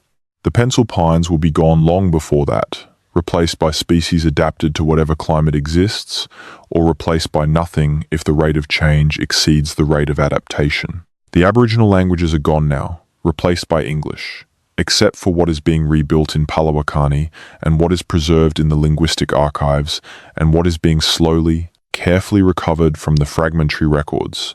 The thylacine is gone, replaced by the Tasmanian devil and the quolls in some partial ecological sense, and perhaps eventually replaced by the laboratory approximation of itself if the de-extinction project succeeds in its ambitions. Everything is being replaced by something. The replacing is what we call time. What is not replaced is the specific configuration of the moment.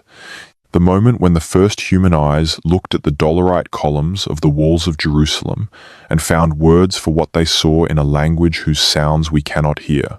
The moment when the last thylacine felt the cold of the night air and lay down in his concrete enclosure and did not get up. The moment when Truganini lay dying and made her request about the sea and understood that she could not enforce it.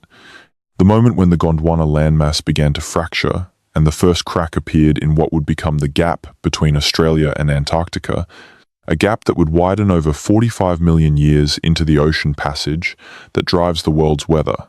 Each of those moments was the only time it happened. Each was specific to its configuration of matter and energy and consciousness. None of it can be recovered, only understood, approximately, through the incomplete records that remain. The incomplete records remain.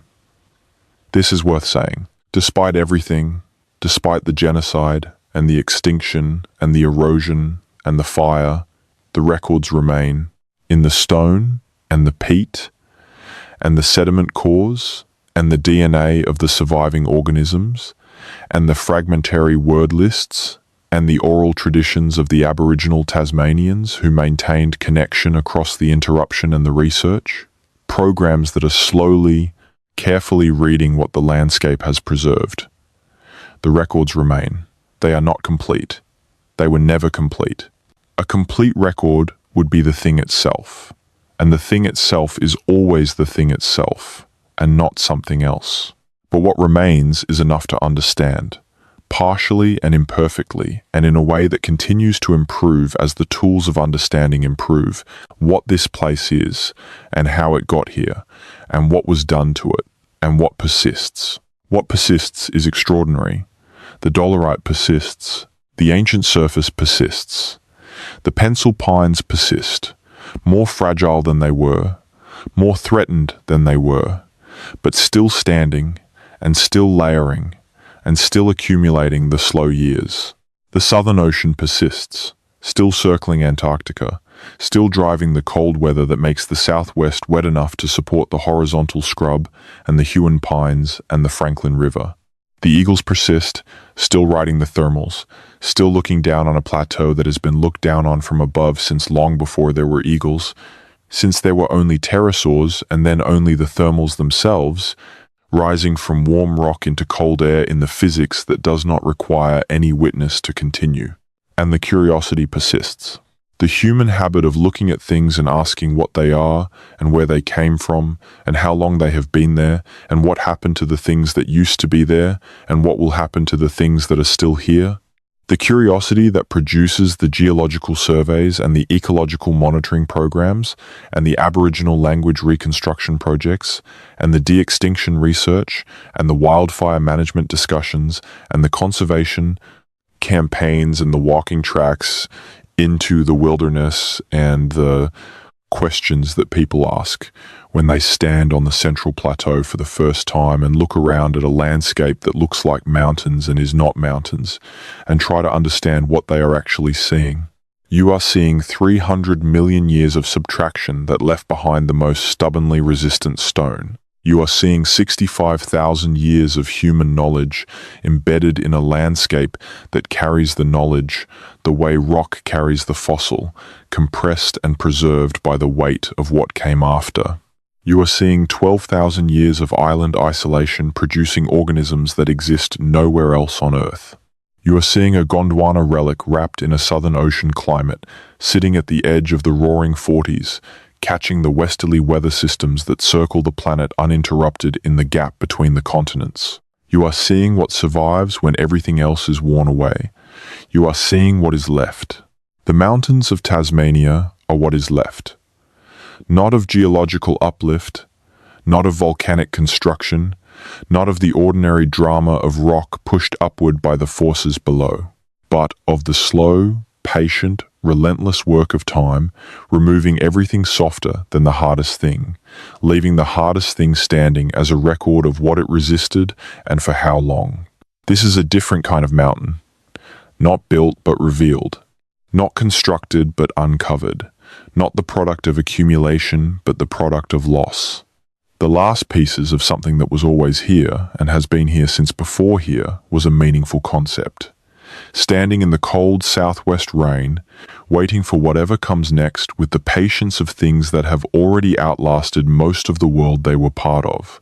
And what comes next is uncertain, which is to say that it is like all the moments that came before it, uncertain to the creatures living in it, readable only in retrospect by the creatures who come after, who will look at the sediment layers and the pollen records and the glacial scratch marks and the human remains and try to understand what was happening in this specific corner of the world in this specific period, the way we now look at the dolerite columns and try to understand what Gondwana looked like when they cooled.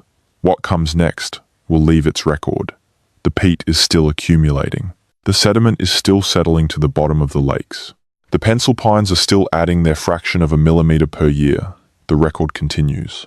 The landscape continues to record what happens on it and to it, indifferent and thorough and patient, in the way that only stone is patient, in the way that only time is patient, in a way that makes human impatience seem like exactly what it is, a feature of organisms with very short lives trying to make sense of a world that was old before their kind existed and will continue after their kind is done.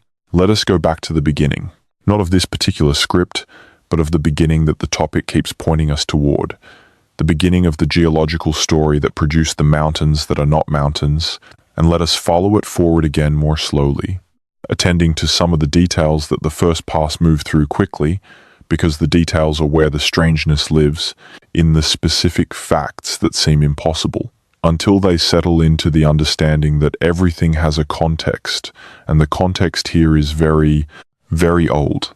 The Permian period, which ended approximately 252 million years ago in the largest mass extinction in Earth's history, the one that killed roughly 90% of all marine species and 70% of all terrestrial species, the one that makes the asteroid impact that killed the dinosaurs look like a minor disruption by comparison.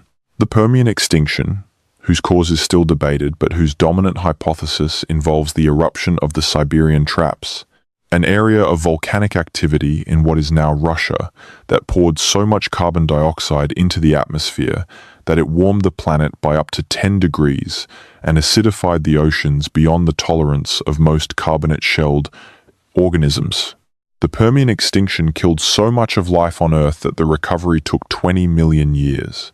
20 million years of rebuilding, of evolution finding its way back into the ecological space created by all the things that died, of the surviving lineages radiating into the emptied niches, producing the ancestors of the dinosaurs and the ancestors of the mammals and the ancestors of the modern reptiles in the process of filling a world that had been largely emptied. Tasmania existed during the Permian extinction.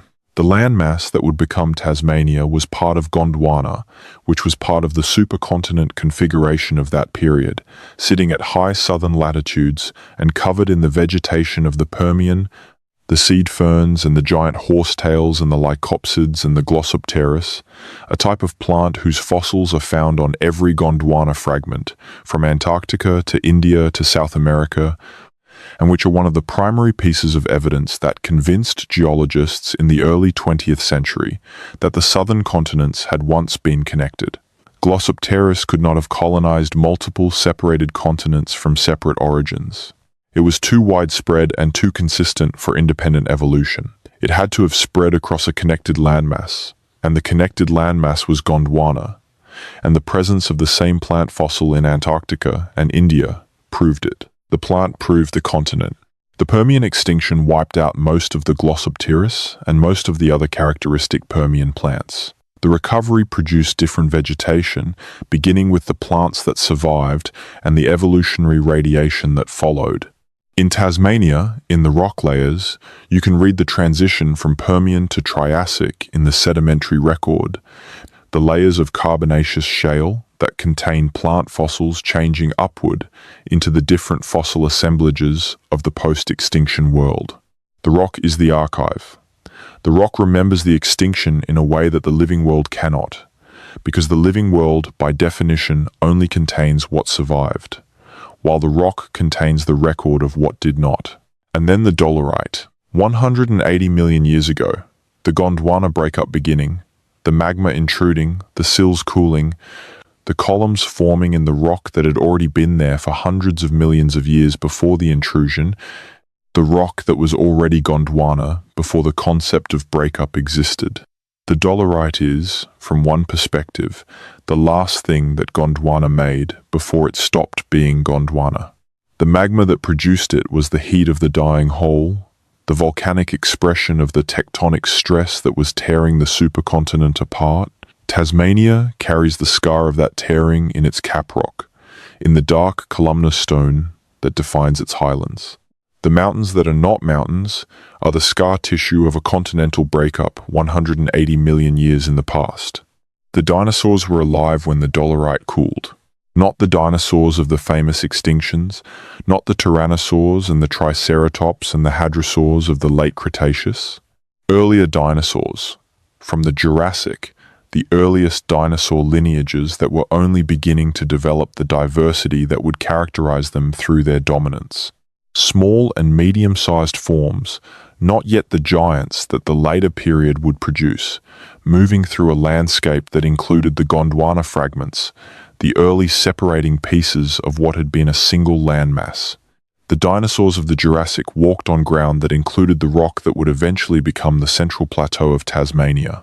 Their footprints are not preserved there, because the high-energy erosional environment of the plateau is not the kind of place where footprints are typically preserved, but the contemporaneity is real. The time when the dolerite was cooling is the time when early dinosaurs were exploring a world that was warm and wet and full of the plant life of the Jurassic, a world with no grass because grass had not evolved yet, no flowers, because flowering plants would not appear until the Cretaceous, a world of ferns and cycads and conifers and the early ancestors of the organisms that would eventually, much later, become the pencil pines.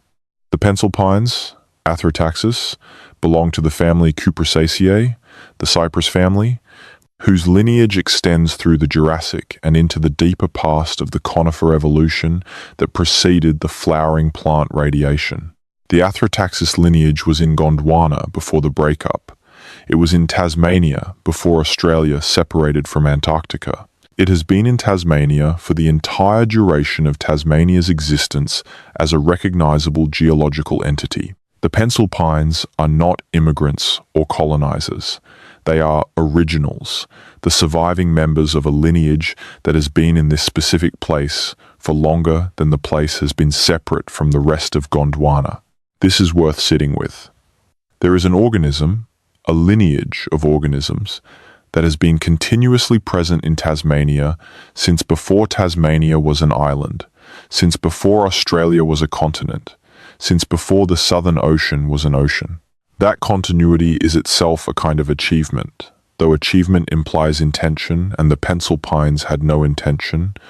They simply continued to exist through every climate change and geographic reorganization and extinction event and glaciation and volcanic intrusion and sea level shift that occurred around them, adjusting, adapting, retreating and expanding as conditions permitted, but never disappearing, never being completely eliminated, always leaving enough genetic material in enough surviving individuals to continue the lineage into the next period. There are lineages of organisms in Tasmania that are old in the way that is difficult to fit into ordinary understanding. The freshwater crayfishes, the Parastacidae, a family found across the southern hemisphere in Australia and South America and Madagascar and New Zealand, distributed across the fragments of Gondwana in a pattern that tells the story of the supercontinent's dispersal. The Tasmanian members of this family, including the giant freshwater crayfish, are the descendants of organisms that were present in Gondwana and were carried on the Australian fragment. As Australia separated and drifted north, maintaining freshwater lineages in the river systems that persisted through the long voyage. They cannot survive ocean crossing. They are entirely freshwater animals, intolerant of salt. They could not have colonized Tasmania from somewhere else after the land bridge closed. They were here before the land bridge existed. They are older than the Bass Strait, older than the separation, older than the isolation that made them what they are. This is the other side of the isolation story. Not just that Tasmania's separation produced unique species through divergence, but that Tasmania's antiquity preserved species through refugia. The island is both a laboratory and a museum. A laboratory in the sense that isolation produces new species over time, new combinations of traits, new adaptations to specific conditions. A museum in the sense that it has preserved things that were eliminated elsewhere by the changes that swept across the mainland, things that survived in Tasmania because the conditions there were right and the isolation prevented the introduction of competitors or predators that would have eliminated them elsewhere. The horizontal scrub is a museum piece in this sense. Anodopedilum biglandulosum, the horizontal itself, is a Gondwana species, a member of a plant family whose distribution across the southern continents reflects the old biogeography of Gondwana rather than the current biogeography of separated land masses.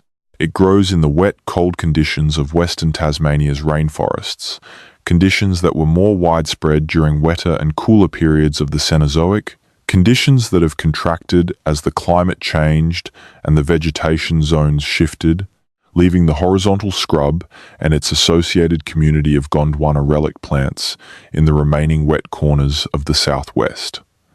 The southwest of Tasmania is where the Gondwana climate survived longest, where the conditions that the Gondwana plants required have persisted while they disappeared everywhere else, where the museum is still open. The word relic is used frequently in discussions of Tasmanian ecology, and it is worth unpacking what it means, because it has two different senses that are related but not identical. A biological relic is a surviving member of a lineage that was formerly widespread but is now restricted to a limited area, persisting in conditions that used to be more extensive. The pencil pines are relics in this sense. The horizontal scrub is a relic. The freshwater crayfish family is a relic distributed across Gondwana fragments. But the word relic also carries the sense of a fragment of a sacred object, a piece of something holy preserved beyond the time when the whole still existed. The two senses are not entirely unrelated when you are standing in a pencil pine stand that has been there for 2,000 years, in a landscape that has been continuously inhabited by people for 65,000 years, in rock that was there before the dinosaurs. The scientific sense of the word and the reverential sense are both accurate at the same time. These things are the surviving pieces of something that no longer wholly exists. They deserve the treatment the word implies in both its senses. But there is a risk in the relic framing. The risk is stasis, the implication that what is being preserved is something frozen, something that was once alive and vital but is now simply enduring, an object of preservation rather than a participant in ongoing processes. The pencil pines are not frozen, they are growing, slowly, almost imperceptibly slowly, but growing. The peat is accumulating. The freshwater crayfish are reproducing. The eagles are breeding and raising young that will ride the thermals above the same plateau their parents rode. The Aboriginal Tasmanians are rebuilding language and maintaining connection to country, and arguing with government agencies about land rights and burning practices, and the management of parks that contain their heritage and were created without their involvement or consent. None of this is frozen. All of it is in motion. The motion is slow in some cases, measured in millimeters per year or generations per century, but it is motion, it is alive. It is the ongoing participation of these things and these people in the world as it currently is, not as a museum exhibit of how it used to be, The motion includes the climate change that is already altering the distribution of species on the plateau and the fire frequency in the surrounding scrub and the water temperature in the lakes and the timing of the snowfall that used to arrive in a particular month and now arrives later or not at all in some years.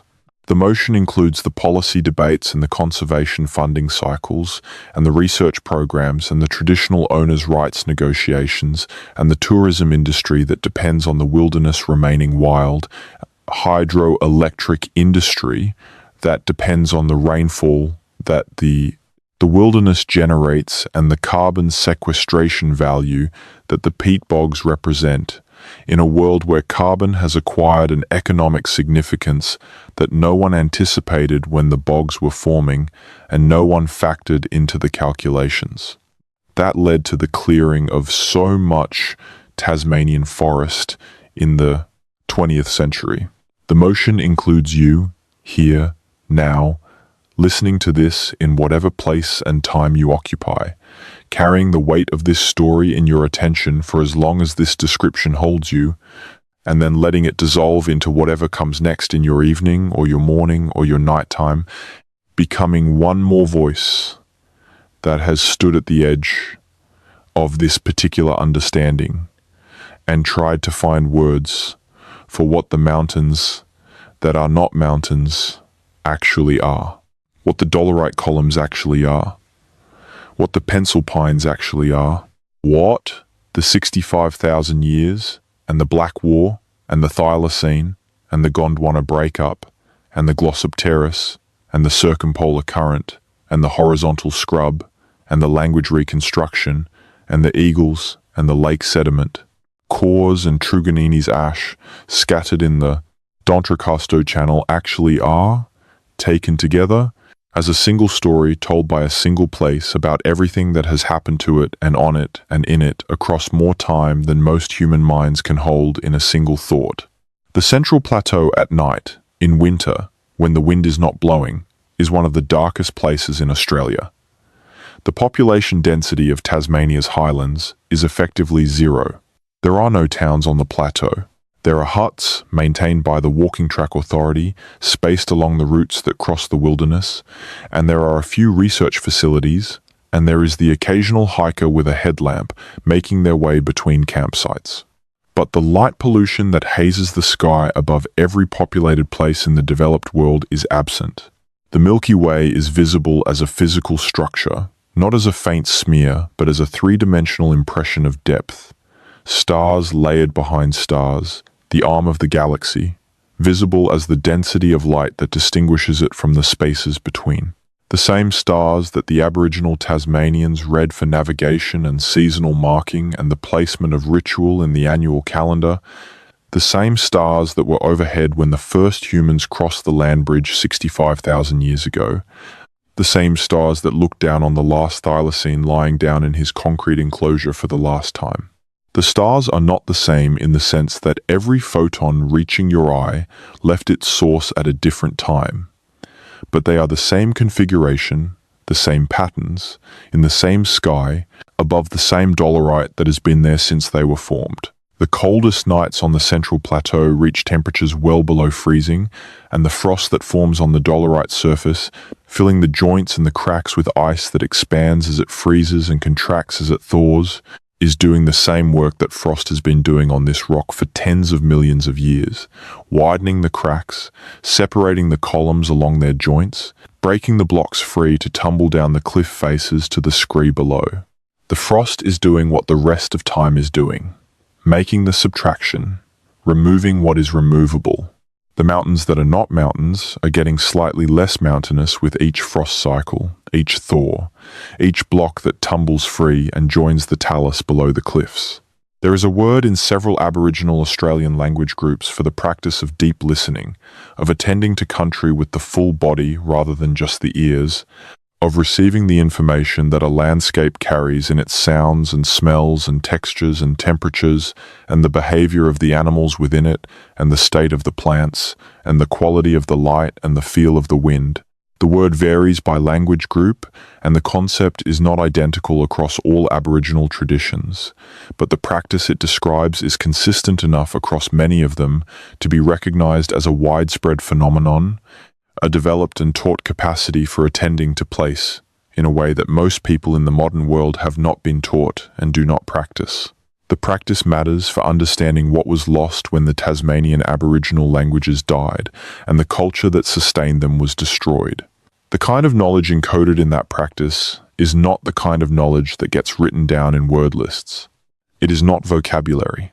It is a mode of attention, a cultivated way of being in relationship with a specific place that accumulates over decades of practice and across generations of transmission. The way any highly complex skill accumulates through experience and correction and gradual deepening through the kind of learning that happens in the body as well as the mind, through the relationship between teacher and student, that is also a relationship between the student and the place they are being taught to attend to. This mode of attention is what produced the understanding of this landscape that we are now trying to recover from the outside. Using instruments and analysis and the inferential methods of science, trying to reconstruct from the evidence what was directly known by people who spent their lives in this specific place and developed over 65,000 years of continuous occupation. The kind of intimacy with it that makes the scientific approach look like trying to understand a person by analyzing their blood work. The blood work tells you real things, important things, things that the person themselves might not know about their own body. But it does not tell you what the person knows, what they feel, what they understand from the inside of their own experience. The loss of that inside knowledge is the thing that cannot be fully recovered by any amount of scientific research, however rigorous and however sustained. It is also the thing that the Aboriginal Tasmanian communities who are still here are working to recover through language revitalization and cultural practice and the assertion of continuing connection to country, not reconstructing what was lost from the outside, but maintaining and rebuilding what was not entirely lost from the inside, from the people who carried it through the interruption. The distinction matters. The scientific recovery is important and is producing knowledge that would not otherwise be available. The cultural recovery is different in kind, not just in kind of knowledge, but in kind of relationship, and both are necessary, and neither can substitute for the other. There is an argument sometimes made that the study of traditional ecological knowledge by Western science is itself a form of extraction, of taking what is useful from a culture that was damaged by previous forms of extraction without adequate recognition or compensation or relationship. The argument has merit. The history of Indigenous knowledge being incorporated into scientific frameworks without attribution, without benefit sharing, without acknowledgement of the source, is well documented and ongoing. The genome of the Tasmanian devil has been sequenced. The genetic diversity of the Huon pine has been analysed. The pollen records in the highland bogs have been studied and published. The archaeological record of Aboriginal Tasmanian occupation has been documented and interpreted. All of this research has been conducted by scientists, most of them non-Aboriginal, most of them at institutions, with no formal relationship to the Aboriginal Tasmanian communities whose ancestors created and inhabited the sites being studied. Some of this research has been done in collaboration and with genuine benefit sharing and attribution. Some has not. The question of how scientific research in Indigenous countries should be conducted, who should be involved and how, whose questions should be prioritized and who should have access to the results and who owns the knowledge that emerges from the research is not a question with a single settled answer.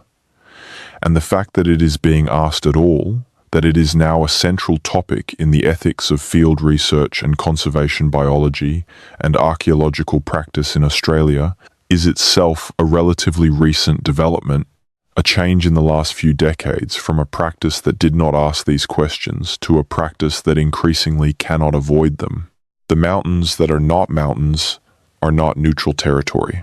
They are the landscape of a specific history, a specific set of relationships and conflicts and losses and ongoing claims, and any discussion of them that treats them as simply a geological or ecological curiosity, without the human dimension, without the 65,000 years and the Black War and Truganini and the Thylacine and the language reconstruction, is a discussion that is missing most of what is actually there.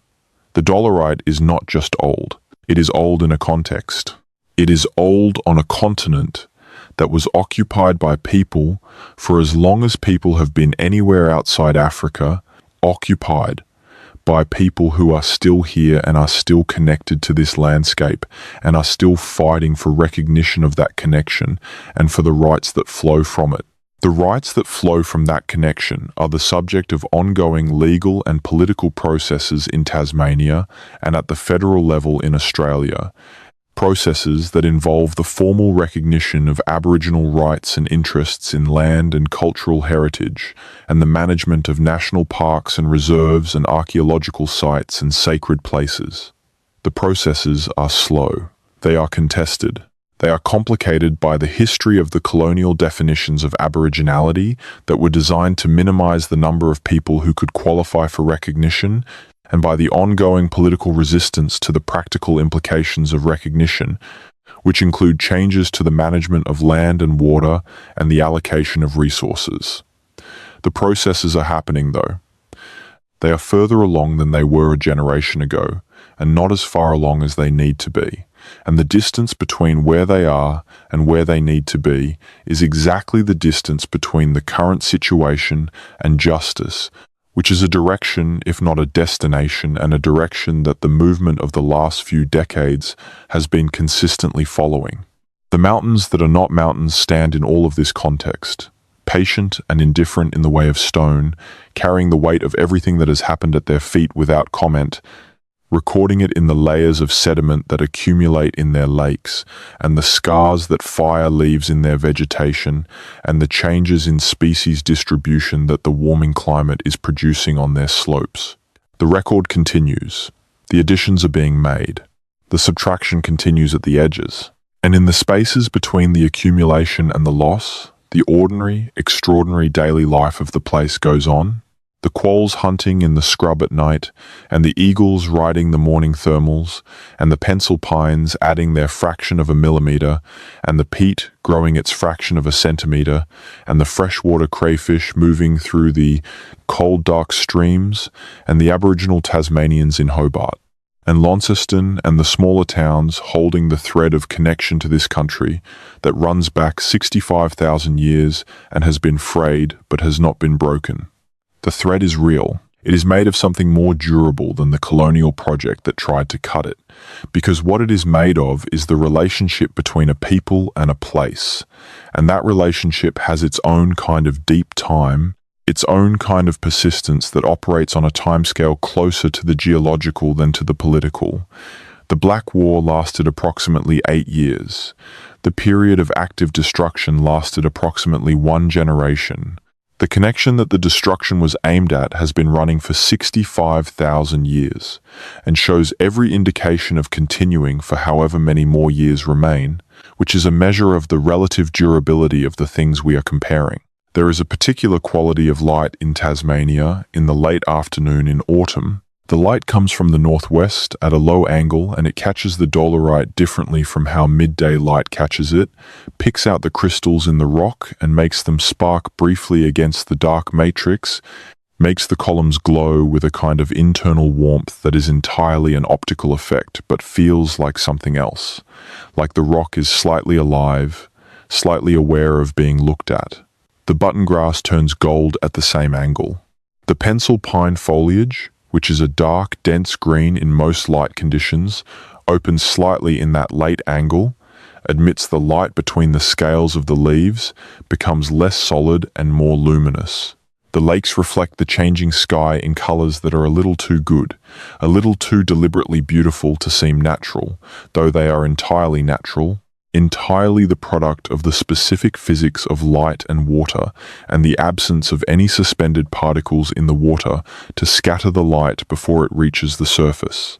If you have been on the Central Plateau on such an afternoon, you know what I am describing.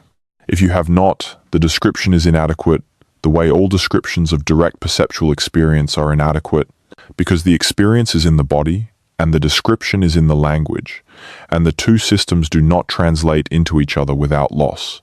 What the afternoon light on the dolerite feels like is different from what an accurate description of the afternoon light on the dolerite reads like, in the same way that the experience of standing beside a 10,000-year-old huon pine is different from reading that a huon pine can be 10,000 years old, or in the same way that knowing that the thylacine went extinct in 1936 is different from watching the footage of the last captive individual pacing in his enclosure, the footage that was taken in 1933, and that you can watch now online, that shows an animal moving with a quality of movement so particular to its kind that it is immediately and heartbreakingly obvious that nothing alive now moves in exactly that way. The footage exists. 60 seconds of 16mm film. A thylacine in his enclosure at the Hobart Zoo in 1933, 3 years before his death, pacing and yawning and showing the extraordinary jaw gape that was one of the thylacine's most distinctive features, able to open at nearly 90 degrees, wider than any mammal of similar size, a jaw built for the mechanical requirements of killing prey considerably larger than itself. The footage is not high quality by modern standards. It is grainy and slightly overexposed, and the color is not real color because the film is black and white. But the movement is real. The animal is alive in the footage. It is alive at this specific moment in 1933, moving in its enclosure in a zoo in Hobart, unaware that it is 3 years from the end of its kind, unaware that 60 seconds of film would be all that remained of the visual record of how it moved, unaware that people 90 years in its future would watch this footage and feel something in response to it that is not quite grief and not quite guilt, and is something specific to the experience of watching the last of something, knowing that the last is what it is. The footage is worth watching, if you have not. Not because it will tell you something that words cannot tell you about the thylacine, though it will, but because it closes a distance that the description leaves open, makes the animal specific and real and individual in a way that the word thylacine cannot quite achieve. The animal in the footage is not a symbol or a cautionary tale or an ecological category. It is a specific individual, moving in a specific enclosure on a specific day in 1933, alive in the ordinary, complete way that any animal is alive, and then 3 years later, not alive, in the way that any animal at the end of its line is not alive, in the way that is final, in the way that only extinction is final, where there is no next generation to continue any thread of what was there. The mountains that are not mountains did not prevent this. They did not protect the thylacine or the Aboriginal languages or the specific way of knowing this landscape that was built over 65,000 years of continuous occupation. The mountains are patient and old and have no orientation toward the events that occur at their feet. They did not choose to shelter the horizontal scrub or the pencil pines or the freshwater crayfish. These things survived because their specific requirements happen to be met by the conditions in the places where they persist, and the mountains are part of those conditions in the way that any geological feature is part of the conditions that determine what lives where and how. But the mountains did not intend any of it. The dolerite columns are not standing as monuments to anything. They are standing because they are hard. And yet the place functions as a kind of monument, not through intention but through accumulation. The accumulation of everything that is there and everything that happened there and everything that continues there, all of it compressed into the geography of the plateau and the lake basins and the river valleys and the dolomite gorges and the horizontal scrub and the peat bogs, all of it available to whoever arrives with the capacity to receive it, the patience to sit in it long enough for the depth to become apparent, the curiosity to follow any one thread and find that it connects to everything else, to the geology and the ecology and the human history and the ongoing political and cultural processes, and the climate trajectory, and the species recovery programs, and the language reconstruction, and the eagles, and the thylacine footage, and Truganini's ash in the channel, and the word lists that are all that survived of the languages and the Huon pines standing in their river gorges 10,000 years old and still counting. All of that is the mountains that are not mountains. All of it is what is left of something so much larger and older and more various than the current landscape can fully represent. The current landscape is the record of the loss as much as it is the record of what survived the loss. The empty spaces where the thylacine used to move, and where the Gondwana rainforests used to extend, and where the Aboriginal people used to live before they were killed or removed, are part of the landscape too. Present as absences, as the negative space around what remains. The mountains are what is left. The rest of what used to be there is the gap between the mountains and whatever the world would look like if none of the subtraction had happened. And the gap is enormous, and it is the most important part of the story, the part that the existing record cannot fully contain, but that the existing record is always pointing toward, always oriented toward, always trying in its incomplete and partial way to indicate. Let us spend time with the Bass Strait now, because the Bass Strait is the thing that made Tasmania what it is, and the thing that made the Aboriginal Tasmanian story what it is. And the Bass Strait has its own story that is worth following from its beginning to its current configuration.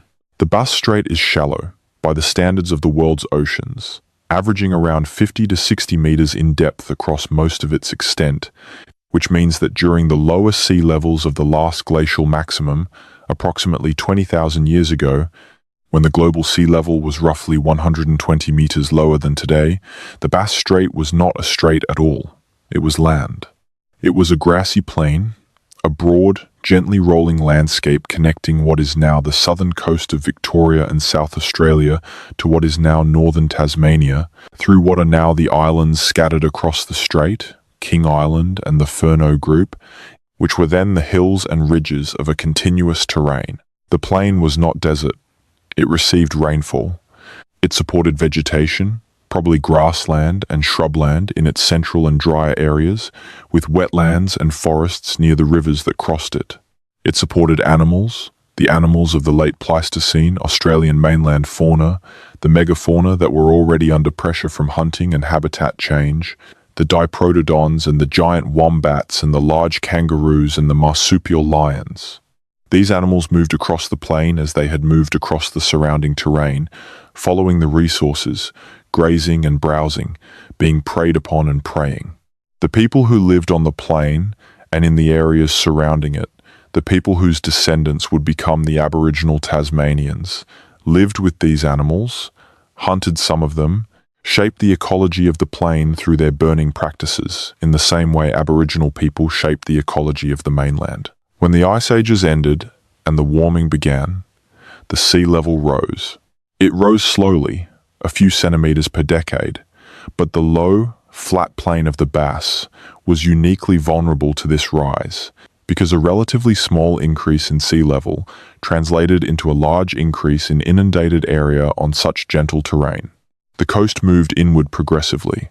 The rivers that had crossed the plain became estuaries, then inlets, then nothing.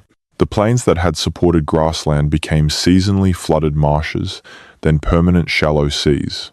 The hills that are now islands remained above the water longer than the surrounding terrain, becoming refugia as the flooding advanced. Places where animals and people who could not move fast enough were stranded as the water cut off their connection to the surrounding land. The people who were in Tasmania when the flooding finally isolated it, when the last connection to the mainland was broken, were not necessarily the same people who had lived on the plain throughout the glacial period. The populations were probably mixing and moving throughout the whole period of gradual flooding, people from the mainland moving south as southern resources became unavailable, people from Tasmania moving north as the land bridge narrowed, gene flow continuing in both directions for as long as the crossing was possible. The isolation when it came was the end of a gradual process, the severance of a connection that had been narrowing for thousands of years, not a sudden cut, but a slow closing. And the people who were on the Tasmania side of the closing were the people who would be there for the next 12,000 years. The genetic record of Aboriginal Australians preserves the evidence of this isolation. Aboriginal Tasmanians, as characterized by the limited genetic data available from historical samples, showed patterns consistent with long isolation from the mainland, accumulation of genetic differences over 12,000 years of separate development, a level of genetic divergence from mainland Aboriginal Australians that is measurable and consistent with the timeline of isolation. This is what 12,000 years of reproductive isolation looks like in the genetic record, a degree of differentiation that is significant but not extreme, not the kind of divergence that produces speciation, but the kind that produces detectable population structure that tells you these people were here and were not here in close enough contact with the people over there to be continuously exchanging genes. The isolation was not total even after the land bridge closed. There is ethnographic and archaeological evidence suggesting that Aboriginal Tasmanians and mainland Aboriginal Australians had some contact across the Bass Strait in the post-isolation period, probably involving watercraft, probably involving the island chains. That allowed island hopping if you had the right craft and the right weather and the right navigational knowledge. The Furneaux Group in the eastern Bass Strait is close enough to the Tasmanian coast and to each other that these crossings were probably possible for skilled boat people. And there is genetic and cultural evidence suggesting some of this contact occurred. But it was episodic and limited.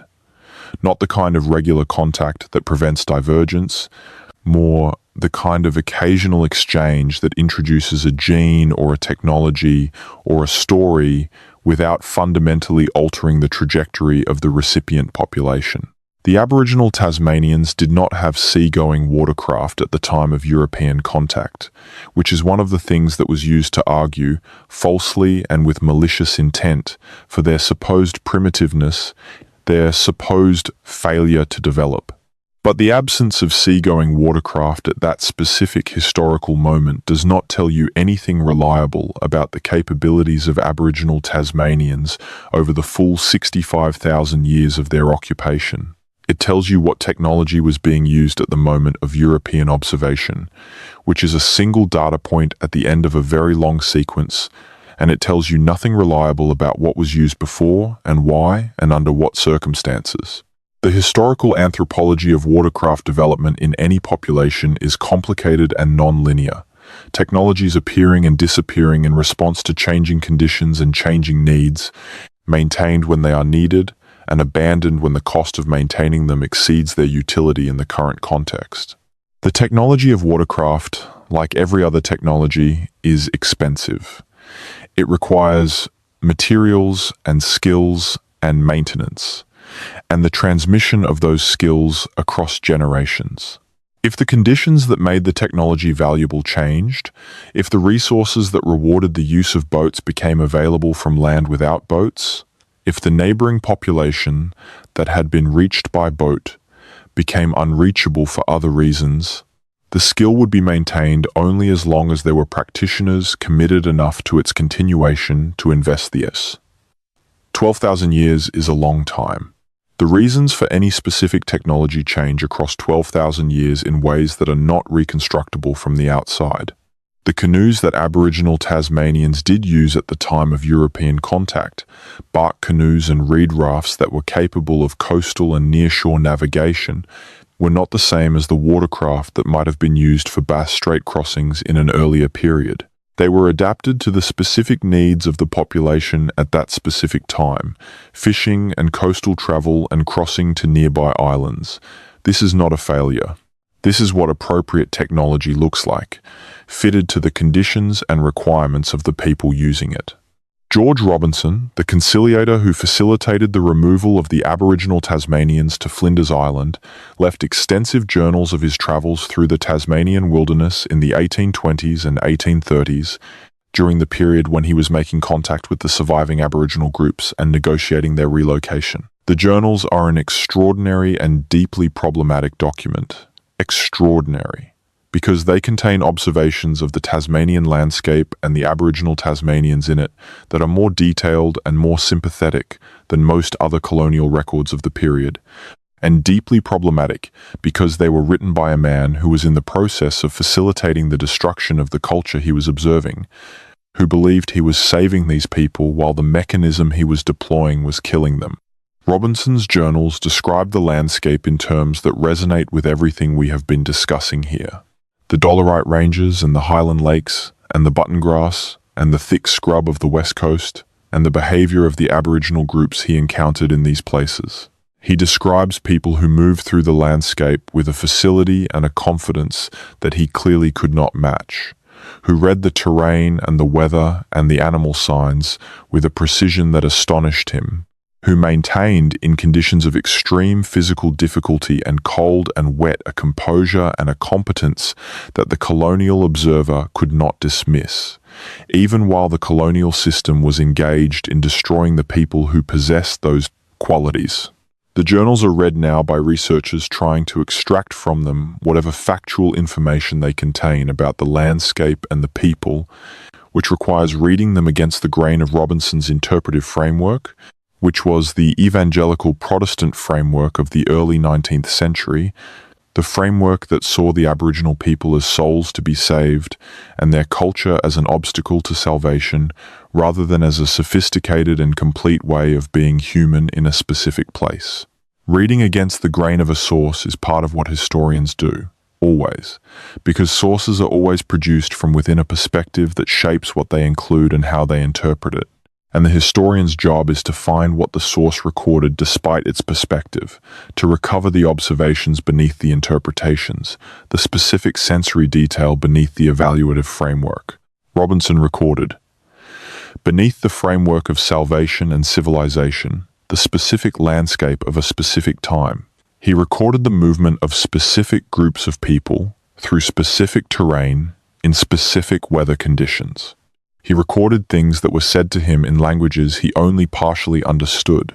He recorded the places where people camped, and the routes they traveled, and the foods they ate, and the fires they lit, and the animals they hunted. He recorded, in other words, the living practice of a culture in its landscape, seen from the outside and imperfectly understood, but recorded with a level of detail that makes his journals one of the primary sources for reconstructing what the landscape looked like and how it was used in the period immediately before. Its systematic destruction. The period immediately before the destruction is also the period immediately before the transformation, the before and after that all historical comparisons require, and that here has a particular sharpness because the before and the after are so radically different. The landscape Robinson was walking through in the 1820s had been managed by Aboriginal burning for 65,000 years. The vegetation communities, the distribution of plant species, the structure of the scrub and the grassland and the forest were the product of that management as much as of the underlying geology and climate. What Robinson was seeing was not wilderness in the sense of a landscape untouched by human activity. He was seeing a cultivated landscape, a landscape shaped by human intention over a very long period, a landscape that would change dramatically when the human management that had shaped it was suddenly and catastrophically interrupted. The landscape Robinson was walking through is not the landscape that exists now. The buttongrass moorlands have expanded in some areas and contracted in others since the cessation of Aboriginal burning. The forest has encroached on the margins of the open moorland in places where burning previously maintained the open character. The scrub has thickened in areas where burning previously kept it thinned. The fire regime that drives the ecology of the Tasmanian highlands has been disrupted in a way that has produced measurable changes in vegetation structure and species composition over the approximately 200 years since systematic burning stopped, changes that are difficult to untangle from the changes produced by the introduced species and the climate shift, but that are real and that are being addressed slowly and imperfectly through the cultural burning programs being developed in collaboration between Aboriginal practitioners and conservation managers. The landscape is recovering something of what it was, in places, under specific conditions, with the right combination of political will and funding and knowledge and land tenure. It is not recovering everything. It cannot recover everything. The 65,000 years of accumulated burning knowledge that produced the particular structure of the pre-contact landscape is not fully available, partly because the practitioners who held it were killed, and partly because the landscape that existed then is not the landscape that exists now, and the knowledge appropriate to the then landscape would need to be adapted to the now landscape in ways that require both the traditional knowledge and the ecological science to work together, each informing and correcting the other. The Tasmanian wilderness has a quality that is not captured by any single physical attribute, not by the age of the geology or the diversity of the ecology or the depth of the human history, but by a combination of all of them operating simultaneously on the perception of anyone standing in it with enough awareness to receive what is there. The combination produces something that is difficult to name precisely, something in the territory between awe and grief and recognition and curiosity, and the specific kind of humility that comes from being in the presence of things that are vastly older and more complex and more patient than anything in the human world. These are not new feelings. They are among the oldest feelings available to the species, feelings that were experienced on this specific ground by the first people who crossed the land bridge and looked at the dolerite columns for the first time and tried to find words for what they saw. The words they found are gone, but the dolerite is still there. The columns are still the columns. The light that catches them in the late afternoon is still the same light, the same physics of photons and crystal structure and angle of incidence and wavelength, and the feeling that the light produces, the momentary sense that the rock is slightly luminous rather than slightly reflective, is still the same feeling, not the same thought. Thoughts are in language, and the language is gone, and different languages produce different thoughts about the same physical event. But the feeling, the pre-linguistic response of a human nervous system to a particular configuration of light and stone and space that is old enough and basic enough to be shared across the 65,000 years of human presence on this plateau. The first person who stood here and looked at the dolerite columns in the late afternoon felt something that you would feel if you stood in the same place at the same time of day. Not the same thought about it, the same feeling underneath the thought. This is one of the more moving things about very old places, this sense of continuity at the level of felt experience across the discontinuity of language and culture and history. The Aboriginal Tasmanians who built their understanding of this landscape over 65,000 years were having different thoughts about it than the European colonists who arrived and tried to impose a different framework. And both of those frameworks produce different thoughts from the ones produced by the geological and ecological sciences that came later. And all of those different thoughts are mediated by different languages that structure experience differently. But the dolerite in the late afternoon light produces a feeling in any human nervous system that is basically the same, and the cold of the highland plateau in winter produces a physical response in any human body that is basically the same, and the sight of a wedge-tailed eagle banking on a thermal produces a particular kind of arrested attention in any human observer that is basically the same. This continuity is not trivial. It is the thread that connects all the different human relationships to this place, across all the different periods and frameworks and languages, the common substrate of felt experience on which all the different cultural interpretations were built. The Aboriginal Tasmanians who lived on this plateau for 65,000 years were having experiences that included this common substrate, and they built their culture and their knowledge and their language on it, and the culture and the knowledge and the language are gone, and the substrate persists. The dolerite persists. The light persists. The feeling persists. This does not compensate for the loss. Let me be clear about that. The persistence of the substrate does not compensate for the loss of the culture built on it. The fact that any human being standing on the central plateau at the right time of day will have a feeling in response to the light on the dolerite does not compensate for the fact that the specific cultural elaboration of that feeling that the Aboriginal Tasmanians developed over 65,000 years of continuous experience is gone. The common substrate is not the same as the particular elaboration. The feeling is not the knowledge. The continuity of the physical experience is not the continuity of the cultural understanding. These are related but not equivalent, and conflating them would be a version of the same erasure that the colonial project performed, the substitution of a universal for a particular, the replacement of a specific and irreplaceable thing with a general category that appears to include it but actually loses what was specific. What can be said, carefully, and without using it to diminish the loss, is that the common substrate of felt experience is the foundation on which new understanding can be built, that the people who stand on the central plateau now and feel what the light on the dolerite produces in their nervous systems are starting from the same place that the first Aboriginal Tasmanians started from 65,000 years ago, and that the rebuilding of relationship to this place, in whatever form is available to the people doing it now, is not starting from nothing but from this common foundation. The language reconstruction starts from the fragments that survive. The cultural practice starts from the knowledge that was maintained through the interruption. The scientific understanding starts from the physical reality of the place, and all of them start from the common substrate of felt experience that any human being brings to this specific, extraordinary, ancient, damaged, persisting, irreplaceable landscape. The word irreplaceable deserves to be the last adjective in that list, not because it is more important than the others, but because it is the word that orients everything else, that sets the frame for how any of the rest of it should be held.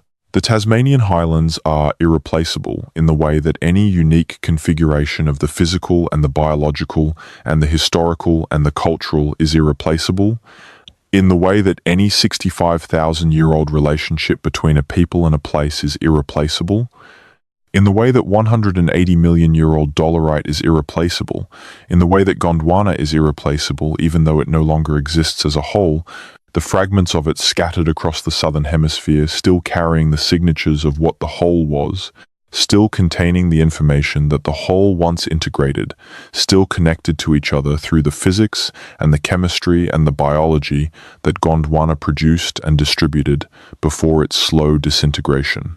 Tasmania is one of those fragments.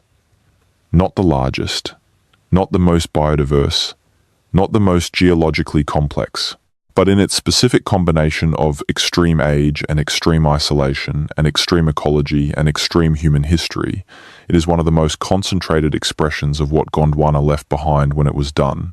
One of the places where the most threads from the most different scales of time and space converge on the same small piece of the world and produce the experience of being somewhere that is more than itself, somewhere that carries more than its visible extent contains, somewhere that asks more of you than an ordinary landscape asks, because the debt of attention it has earned is very large, and the understanding it requires extends in more directions and across more timescales than most human attention is accustomed to sustaining. Pay the debt of attention if you can, not necessarily by going there, though going there is worth doing. The shape of the central plateau from the air, from a small aircraft crossing it on a clear day at low altitude, is a revelation that is different from any map or description, because the topography that looks complicated in a two-dimensional representation is in three dimensions, something simpler and more dramatic. The flat top and the steep sides, the plateau surface sitting above the surrounding terrain like a table, the edges where the dolerite cap meets the country below being the places where the most dramatic visual transitions occur, where the long views open suddenly in every direction, and the scale of the landscape becomes legible in a way it is not from within the terrain itself. The flat top is not entirely flat. It is shaped by the glaciation that crossed it, the ice-scoured hollows that became lakes, the drumlins and moraines that give the surface its undulating character, the exposed rock ridges that run roughly north-south, following the dominant stress directions in the dolerite. But from the air, the contrast between the plateau surface and the surrounding lowlands is the dominant visual feature. The thing that makes you understand immediately what kind of structure this is. A remnant surface, a preserved piece of something, elevated above its surroundings, not by having been pushed up, but by having been left standing while the surroundings were lowered. The flight from Hobart to the walls of Jerusalem takes approximately 30 minutes in a light aircraft, crossing first the secondary plateau of the Midlands and then the more dramatic terrain of the Central Ranges, the country becoming rougher and more exposed as the altitude increases and the vegetation changes from the modified farmland of the Midlands to the subalpine heath and button grass of the plateau margins. In good weather, the clarity of the air allows you to see detail at distances that seem too large for the scale you are accustomed to. The columns of dolerite on a cliff face 3 kilometers away resolved clearly in the light, the individual pencil pines on a bog visible as dots against the pale sedge of the surrounding moorland. The air in western Tasmania, coming off the Southern Ocean, without passing over any significant source of pollution, is genuinely clear in a way that mainland Australian air rarely is, and the visibility on a clear day can extend to horizons that seem implausibly distant.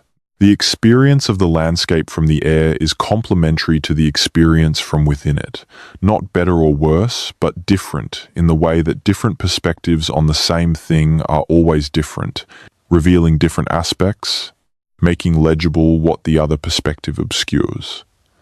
From within the landscape, the scale is felt rather than seen, the distance to the next ridge measured in effort and time rather than in visual extent.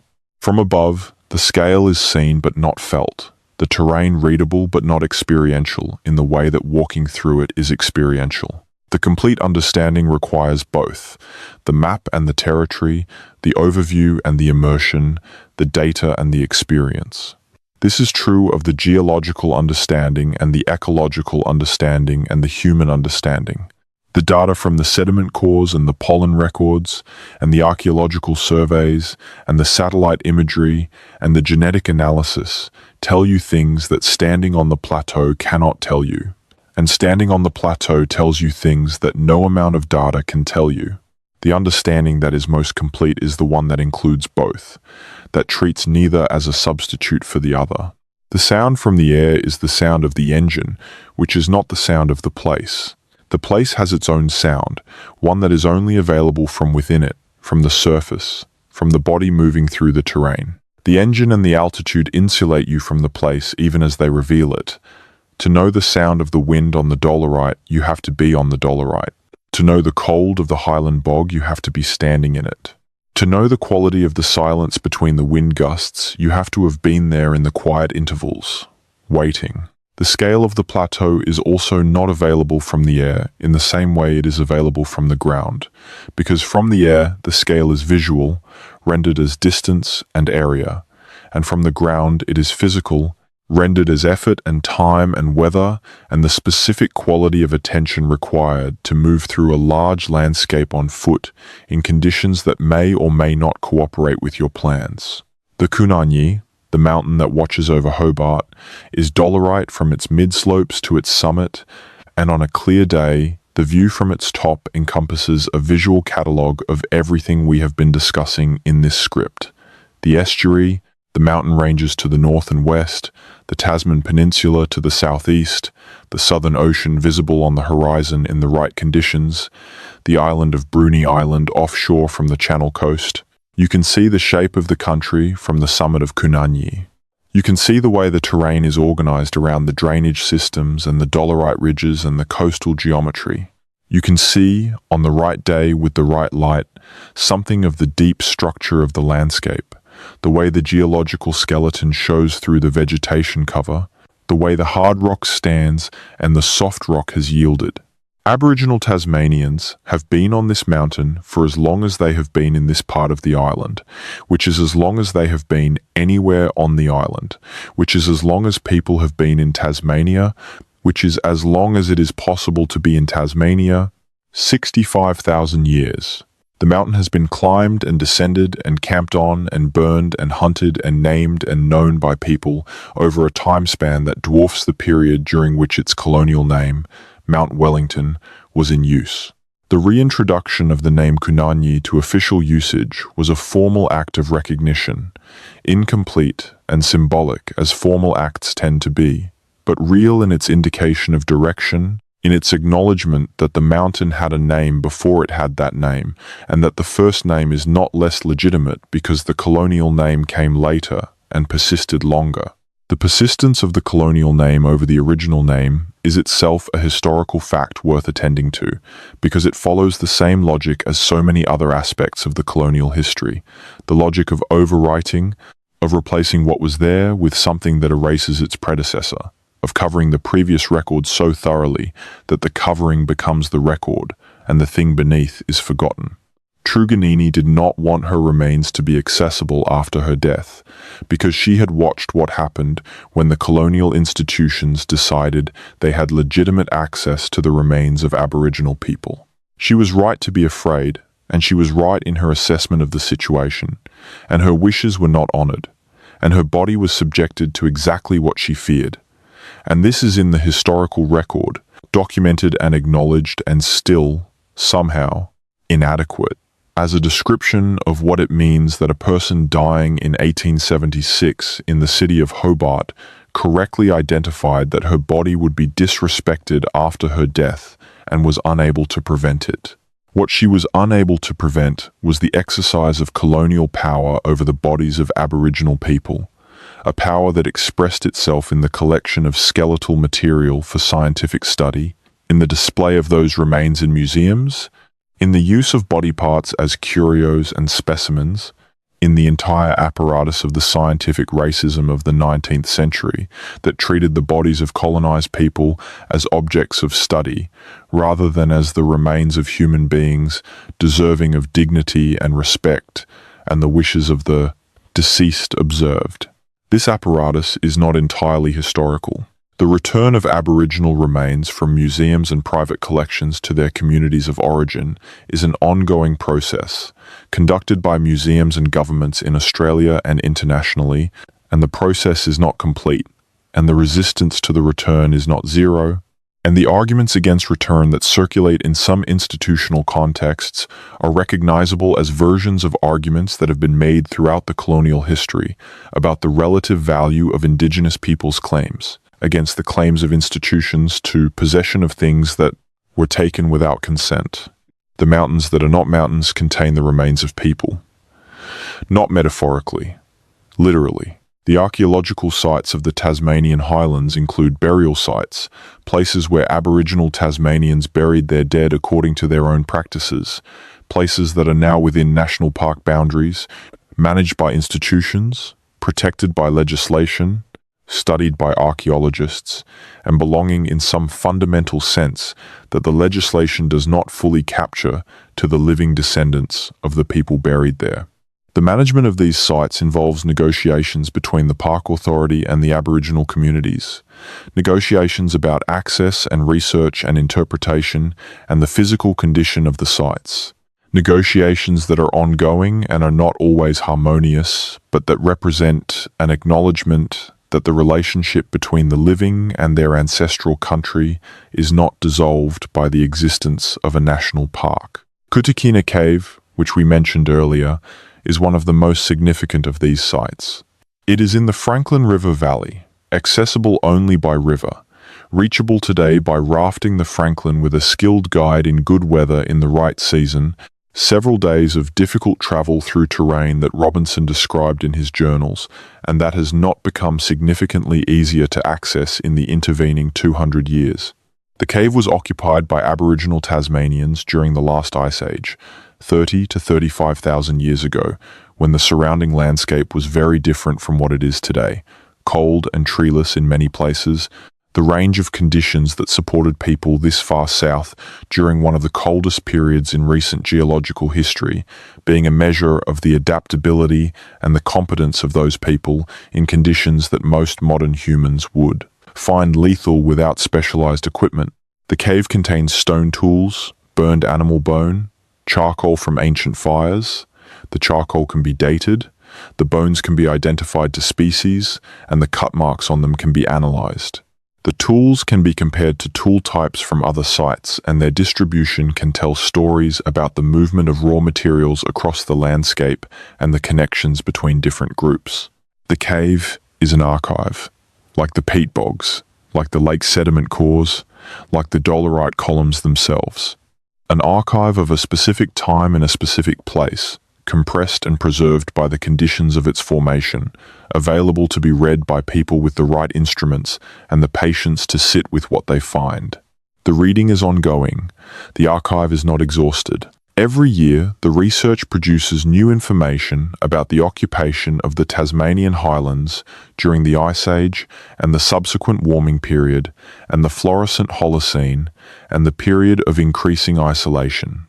Every year, the dating methods improve, and the analysis of biological material improves, and the understanding of the ancient climate that shaped the conditions in which people lived improves. The archive is larger than can be read in a human lifetime. The reading will continue for as long as the institutions and the communities and the funding and the political will to support it continue, which is not guaranteed, but is at least possible.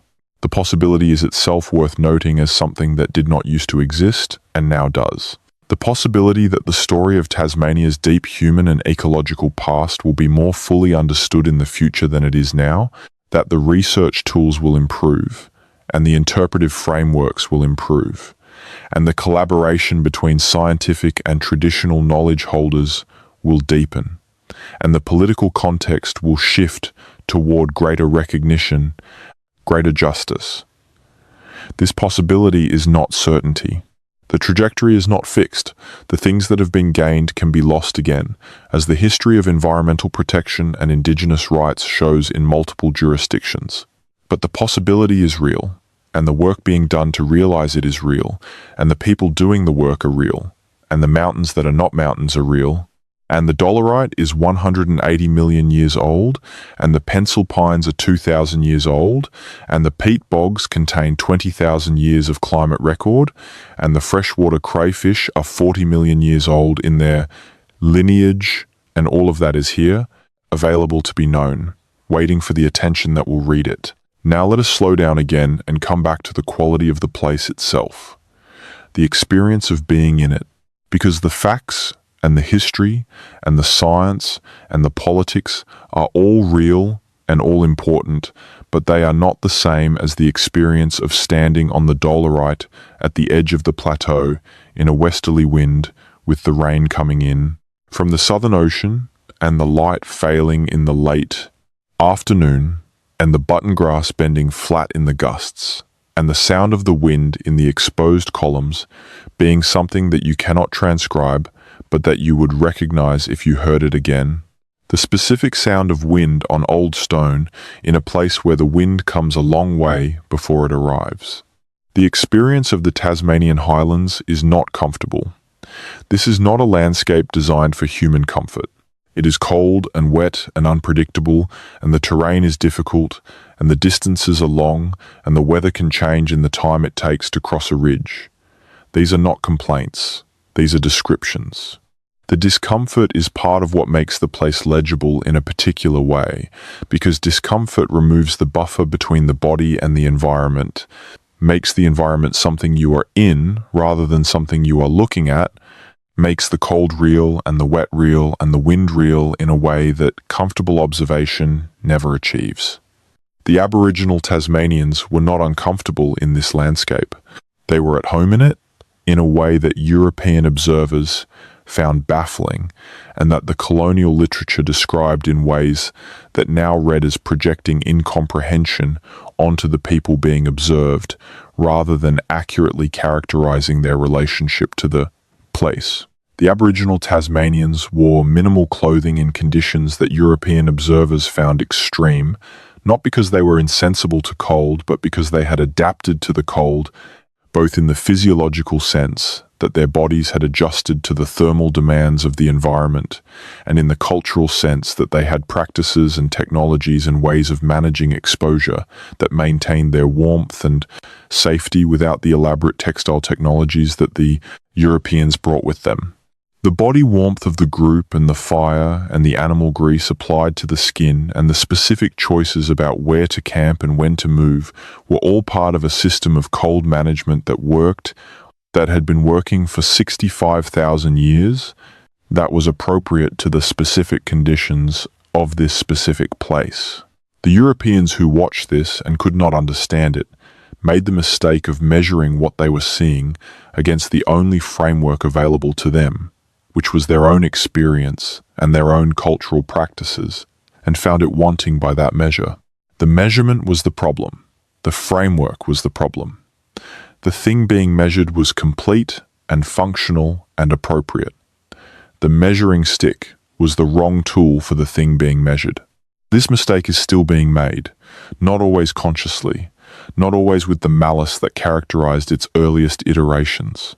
But the habit of measuring indigenous knowledge and practice against the standards of Western science and finding it wanting when the measurement reveals no laboratory data, no written record, no peer-reviewed confirmation, is a habit that is slow to change because it is embedded in the institutions and the training and the professional culture of the scientific disciplines that study these things. The change is happening. The recognition that different ways of knowing can produce valid knowledge about the same system, that traditional ecological knowledge and ecological science are not in competition but are potentially complementary, that the most complete understanding of a specific place requires both the deep time of continuous habitation and the analytical tools of the scientific method applied to that habitation, is a recognition that is becoming more widespread and more institutionally embedded than it was a generation ago. The recognition does not undo the damage. It does not return the thylacine or the languages or the people who died at Wyberlena. It does not give Truganini her wish after the fact. It does not reconstruct the 65,000 years of accumulated knowledge that was destroyed in a generation of deliberate violence. But it does create the conditions for something different going forward. Conditions in which the Aboriginal Tasmanians who are here now have a different kind of relationship to the institutions that manage their country than their grandparents did. Conditions in which the knowledge they carry and the claims they make are taken more seriously than they were and have more political force than they did. The rain that falls on the Central Plateau does not stay there. It falls on the dolerite and the peat and the button grass, and it runs off and collects in the lakes and feeds the rivers and eventually reaches the coast. And in the process of reaching the coast, it passes through ecosystems and human infrastructure and history and politics. The hydroelectric system of Tasmania uses the rainfall of the highlands to generate electricity through a network of dams and tunnels and power stations that have been operating since the early 20th century, that were expanded through the mid-20th century in a period when the generation of cheap electricity was considered unambiguously good, that have shaped the economic and social development of the island in ways that are still visible in its landscape and its culture and its politics. The hydroelectric system flooded valleys. The Lake Pedder of today is not the Lake Pedder that existed before 1972. The original Lake Pedder was a lake of extraordinary beauty, a quartzite-floored glacial lake on the southwestern plateau. Its beach of white quartzite sand, one of the most distinctive features of the southwest wilderness, a place that became the center of the first major environmental campaign in Australian history, specifically aimed at wilderness preservation rather than forestry or mining or development. The campaign failed. The dam was built. The lake was flooded. The original Lake Pedder, its quartzite beach and its specific ecology and its particular character, is under 15 meters of water. The lake that exists now is a reservoir, holding a volume of water many times larger than the original lake, and it is not the same place, in the same way that a person is not the same person after something that changes them permanently. The campaign to restore Lake Pedder, to drain the reservoir and allow the original lake to re-emerge, has been running since the 1990s. It is one of the most persistent and most contested environmental campaigns in Australia, contested because the economic value of the water storage is real, and the political resistance to giving it up is substantial, and persistent because the loss is real. And the people who knew the original lake, and the people who have been told about it, and the people who have looked at the photographs of the quartzite beach under the cold southwestern light know that what was lost was not recoverable by any other means, that the specific thing that Lake Pedder was cannot be approximated or replaced or compensated for, and that the argument for draining the reservoir rests not on economics or on the practical feasibility of ecological restoration, but on the simpler and more demanding argument that the original lake deserved to exist and its destruction was wrong. And the wrongness can be partially addressed by reversing it. The partial address is the most that is available. The reversal of the flooding would not produce the original Lake Pedder. It would produce a lake basin that had been underwater for 50 years, with altered sediment and altered chemistry and altered shoreline, and the need for decades of ecological recovery before anything resembling the original ecosystem began to reassemble. But it would be the original lake basin.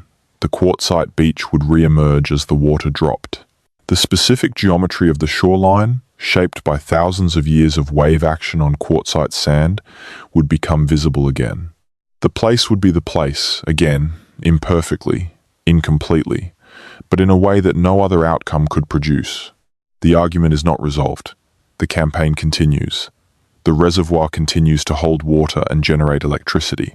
The quartzite beach remains under 15 meters of water. And the fact of this argument, the fact that it has been running for 30 years and continues to attract attention and support, is itself something, a measure of the recognition that some losses are not acceptable simply because they happened, that the ordinary course of economic development and infrastructure construction is not beyond criticism and not beyond reversal, when what was destroyed was irreplaceable and the destruction was a choice rather than an inevitability.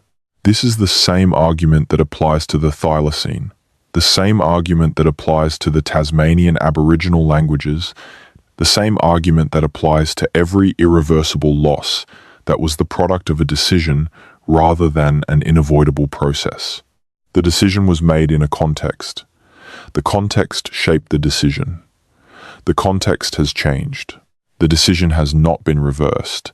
The question is whether the change in context creates an obligation to reverse what can still be reversed, or whether the passage of time and the accumulation of investment in the current state of affairs creates its own kind of obligation to maintain what exists rather than restore what was destroyed. The mountains that are not mountains have been watching this argument for decades. They have been watching it, in a broader sense, for the full duration of the human presence on this island.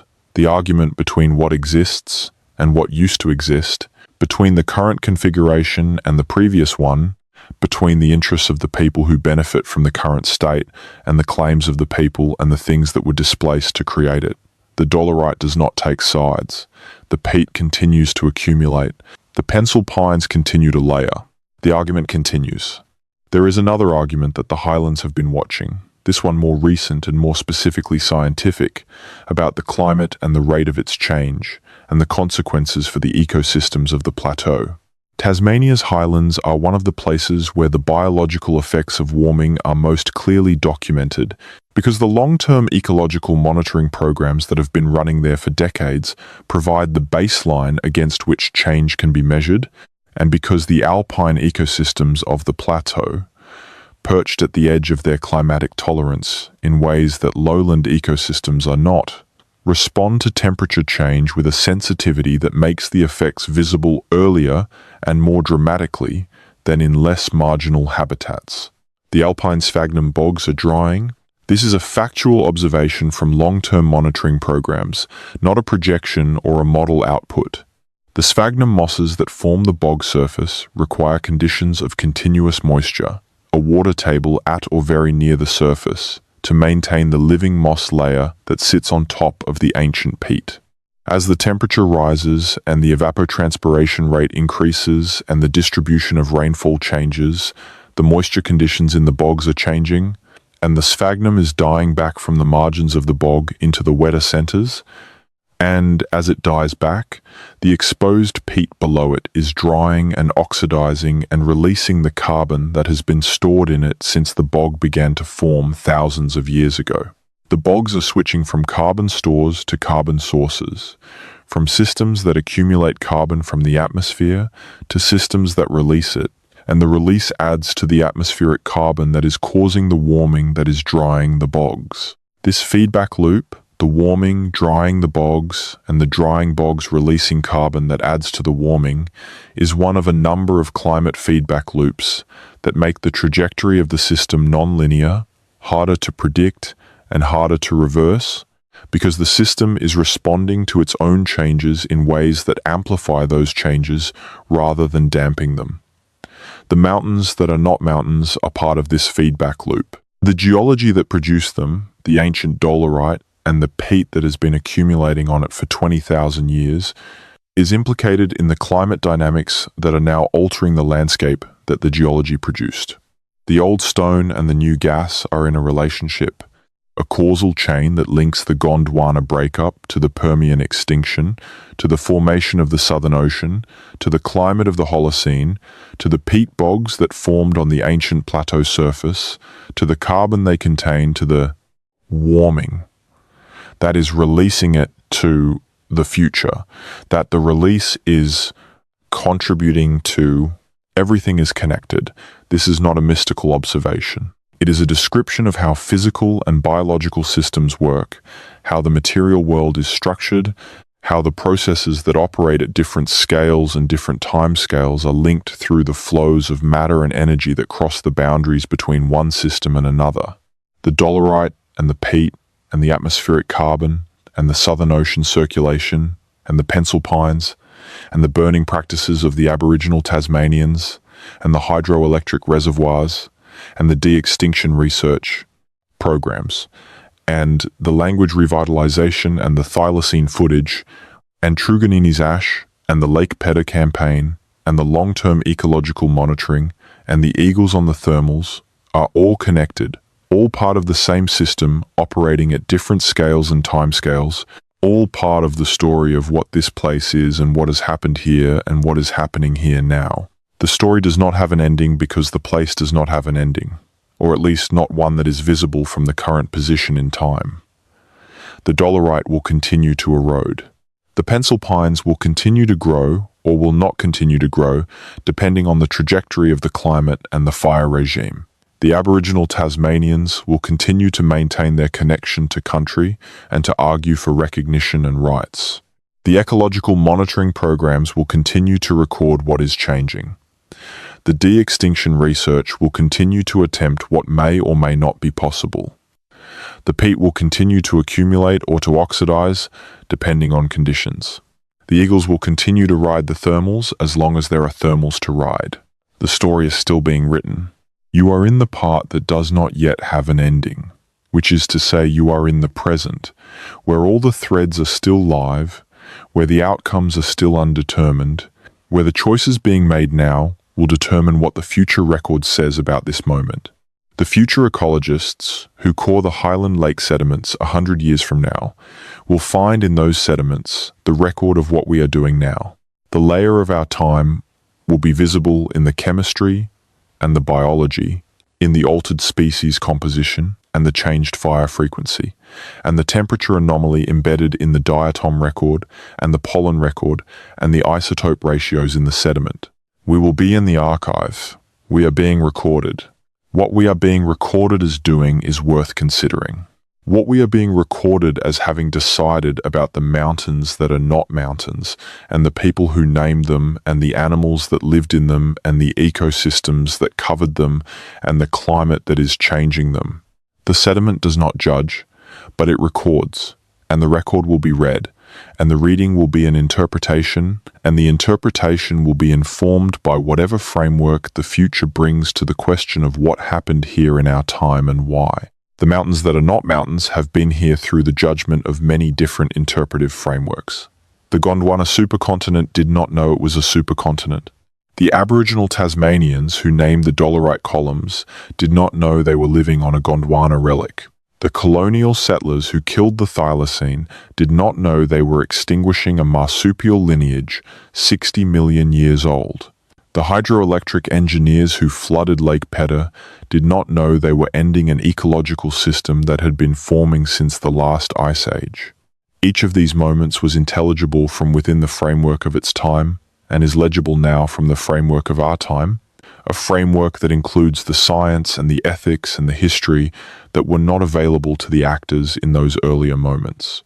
Our moment will be legible from the framework of a future time in which things are known that we do not yet know, and values have been clarified that are still contested, and the consequences of our choices are visible in the record we are making now. This is not comfortable.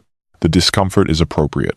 The appropriate response to the discomfort is not avoidance, but the same kind of careful, precise attention to what is actually there that we have been trying to practice throughout this description of the mountains that are not mountains. The same attention that the Aboriginal Tasmanians practiced for 65,000 years. The same attention that the field ecologists practice when they measure the margins of the alpine bogs year after year. The same attention that the sediment cores reward when you have the patience to read them. The mountains are still there. The dolerite is still 180 million years old. The pencil pines are still layering, slowly. The eagles are still riding the thermals in the late morning when the rock has warmed enough to produce the rising air. The peat is still recording. The language reconstruction is still proceeding. The arguments are still running. The thylacine footage is still 60 seconds of grainy film showing an animal moving in a way nothing alive now moves. Truganini's ashes are still in the Don Tricasto channel, which is where she asked to be, where she finally is, 65,000 years after the first person stood on this island and began the long process of knowing it. And so we come to the end of this particular circuit around the mountains that are not mountains, this loop through the dolerite and the deep history and the human story and the ecological time and the ongoing present, knowing that every circuit leaves most of the territory unexplored, knowing that the archive is larger than any single telling, and that the next telling will find things this one missed and will miss things this one found, and that the accumulation of tellings, like the accumulation of peat, is how understanding grows. There is something that happens, for some people, when they have been sitting with a very old place for long enough, not necessarily on the land itself. Sometimes in a description of it, sometimes in the scientific literature about it, sometimes in a photograph taken at a particular angle, in a particular light, that compresses the quality of the place into something that can be carried away. What happens is a shift in temporal scale, a momentary adjustment in the felt sense of how long time is, and therefore how small any individual human lifetime is within it.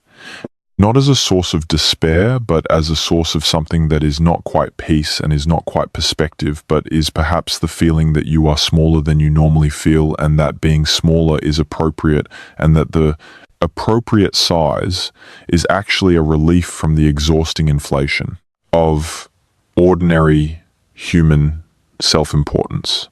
The mountains that are not mountains produce this effect reliably, in the right conditions, with the right quality of attention. The dolerite does it. The pencil pines do it. The lake sediment cores do it in a different way, for the people who know how to read them. The 65,000 years do it when you sit with the number long enough for it to stop being a number and start being a duration that includes your own life many times over, and the lives of everyone you have ever met, and the lives of all the people you have ever read about, and the lives of everyone living now, and the lives of everyone who will ever live in a world that looks like the current world, all of that fitting inside the period during which the Aboriginal Tasmanians were on this island, learning the dolerite and the peat and the pencil pines and the button grass and the freshwater crayfish and the thylacine and all the rest of it inside a continuous inhabited relationship with this place that was already old when the last ice age ended. You are small. The place is old. These two facts, held together without either being used to diminish the other, without the smallness being used as a reason for despair, and without the oldness being used as a reason for indifference to what happens in any particular human moment, are perhaps the most useful things that a place like the Tasmanian highlands can give you if you let it. The smallness says your problems are smaller than they feel. The oldness says the things that matter are more persistent than the things that feel urgent. Neither says nothing matters. Both say something about the appropriate scale at which things should be assessed. The mountains that are not mountains have been here through extinctions and genocides and supercontinent breakups and ice ages, and the evolution and the extinction of the dinosaurs, and the slow drift of the continent across 3,000 kilometers of ocean, and the formation of the Southern Ocean, and the development of the Antarctic ice sheet, and all the cycles of climate change that preceded our current cycle. They will be here, in some form, when the current crisis has run its course, whatever that course turns out to be. The dolerite will erode. The peat will accumulate or oxidize. The species composition will change. The people will adapt or not adapt. The languages will persist or not persist. The thylacine will be de-extincted or will not. Lake Pedder will be drained or will not. The arguments will continue. And above all of it, on days when the weather permits, the eagles will ride the thermals off the dolerite faces of the plateau that was once the floor of a supercontinent, above the button grass and the ancient peat and the pencil pines still layering in their cold bogs, above the lakes that hold the record of everything that has fallen on them for 15,000 years, above the country that 65,000 years of human attention has known and named and understood in ways that we are only beginning, from the outside, to approximate. This is the story that the mountains tell, if you are willing to listen to it in the way that the mountains tell it, which is slowly, in layers, in a language made of rock and time and living things and loss and persistence and the specific quality of the late afternoon light when it catches the dolerite crystals and makes them spark against the dark matrix. This is what is left. This is what survived the subtraction. This is the floor of Gondwana, standing in the cold southwest rain, still here, still telling its story to anyone who has the patience to hear it.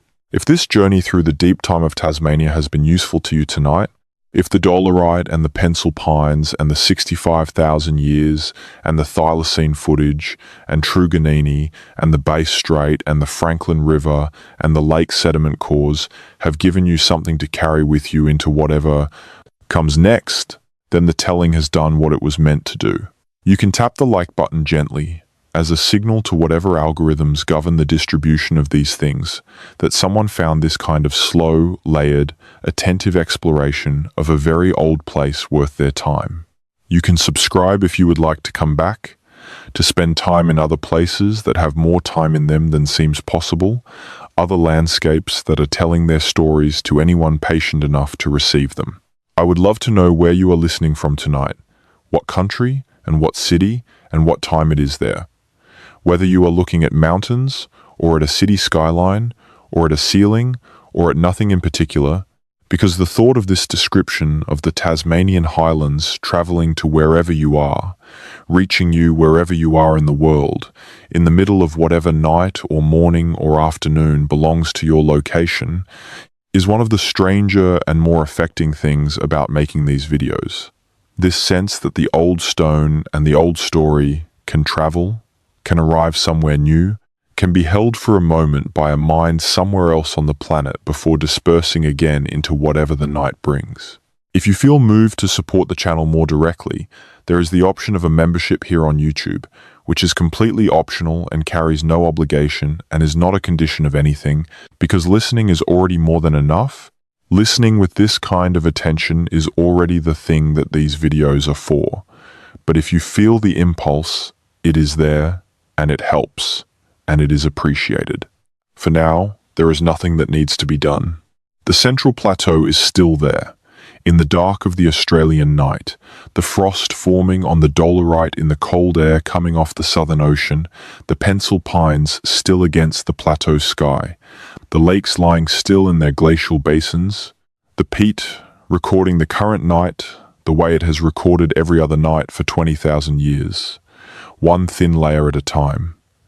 The eagles are roosting somewhere on the plateau edge. The freshwater crayfish are moving in the cold, dark streams.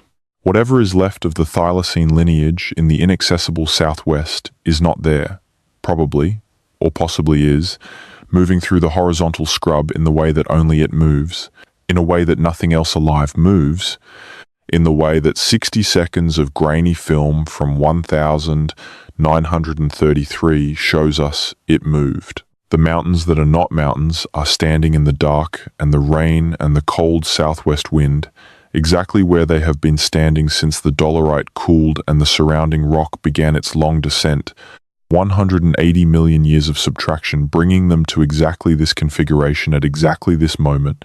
Still here, still the hardest thing left when everything softer was removed. Still the floor of Gondwana, exposed to the weather of the present, patient in the way of things that have already outlasted most of what they were part of. Rest now. The mountains will still be there when you wake. The story will continue without your attention for a few hours, accumulating peat and frost and the slow growth of pencil pines in the cold night air of a highland plateau at the far southern edge of the continent that was once part of a supercontinent that is mostly gone, in the country that was known for 65,000 years, by people who knew it in a way we are still learning to approximate, on an island surrounded by the Southern Ocean that circles Antarctica in the gap that Gondwana's breakup opened, under the same stars that have been above this landscape since before there was a landscape to be above. The mountains that are not mountains are what is left. In the cold and the dark and the silence that is not silence, it persists. And what is left is extraordinary. Still here, still old, still enduring still. Good night.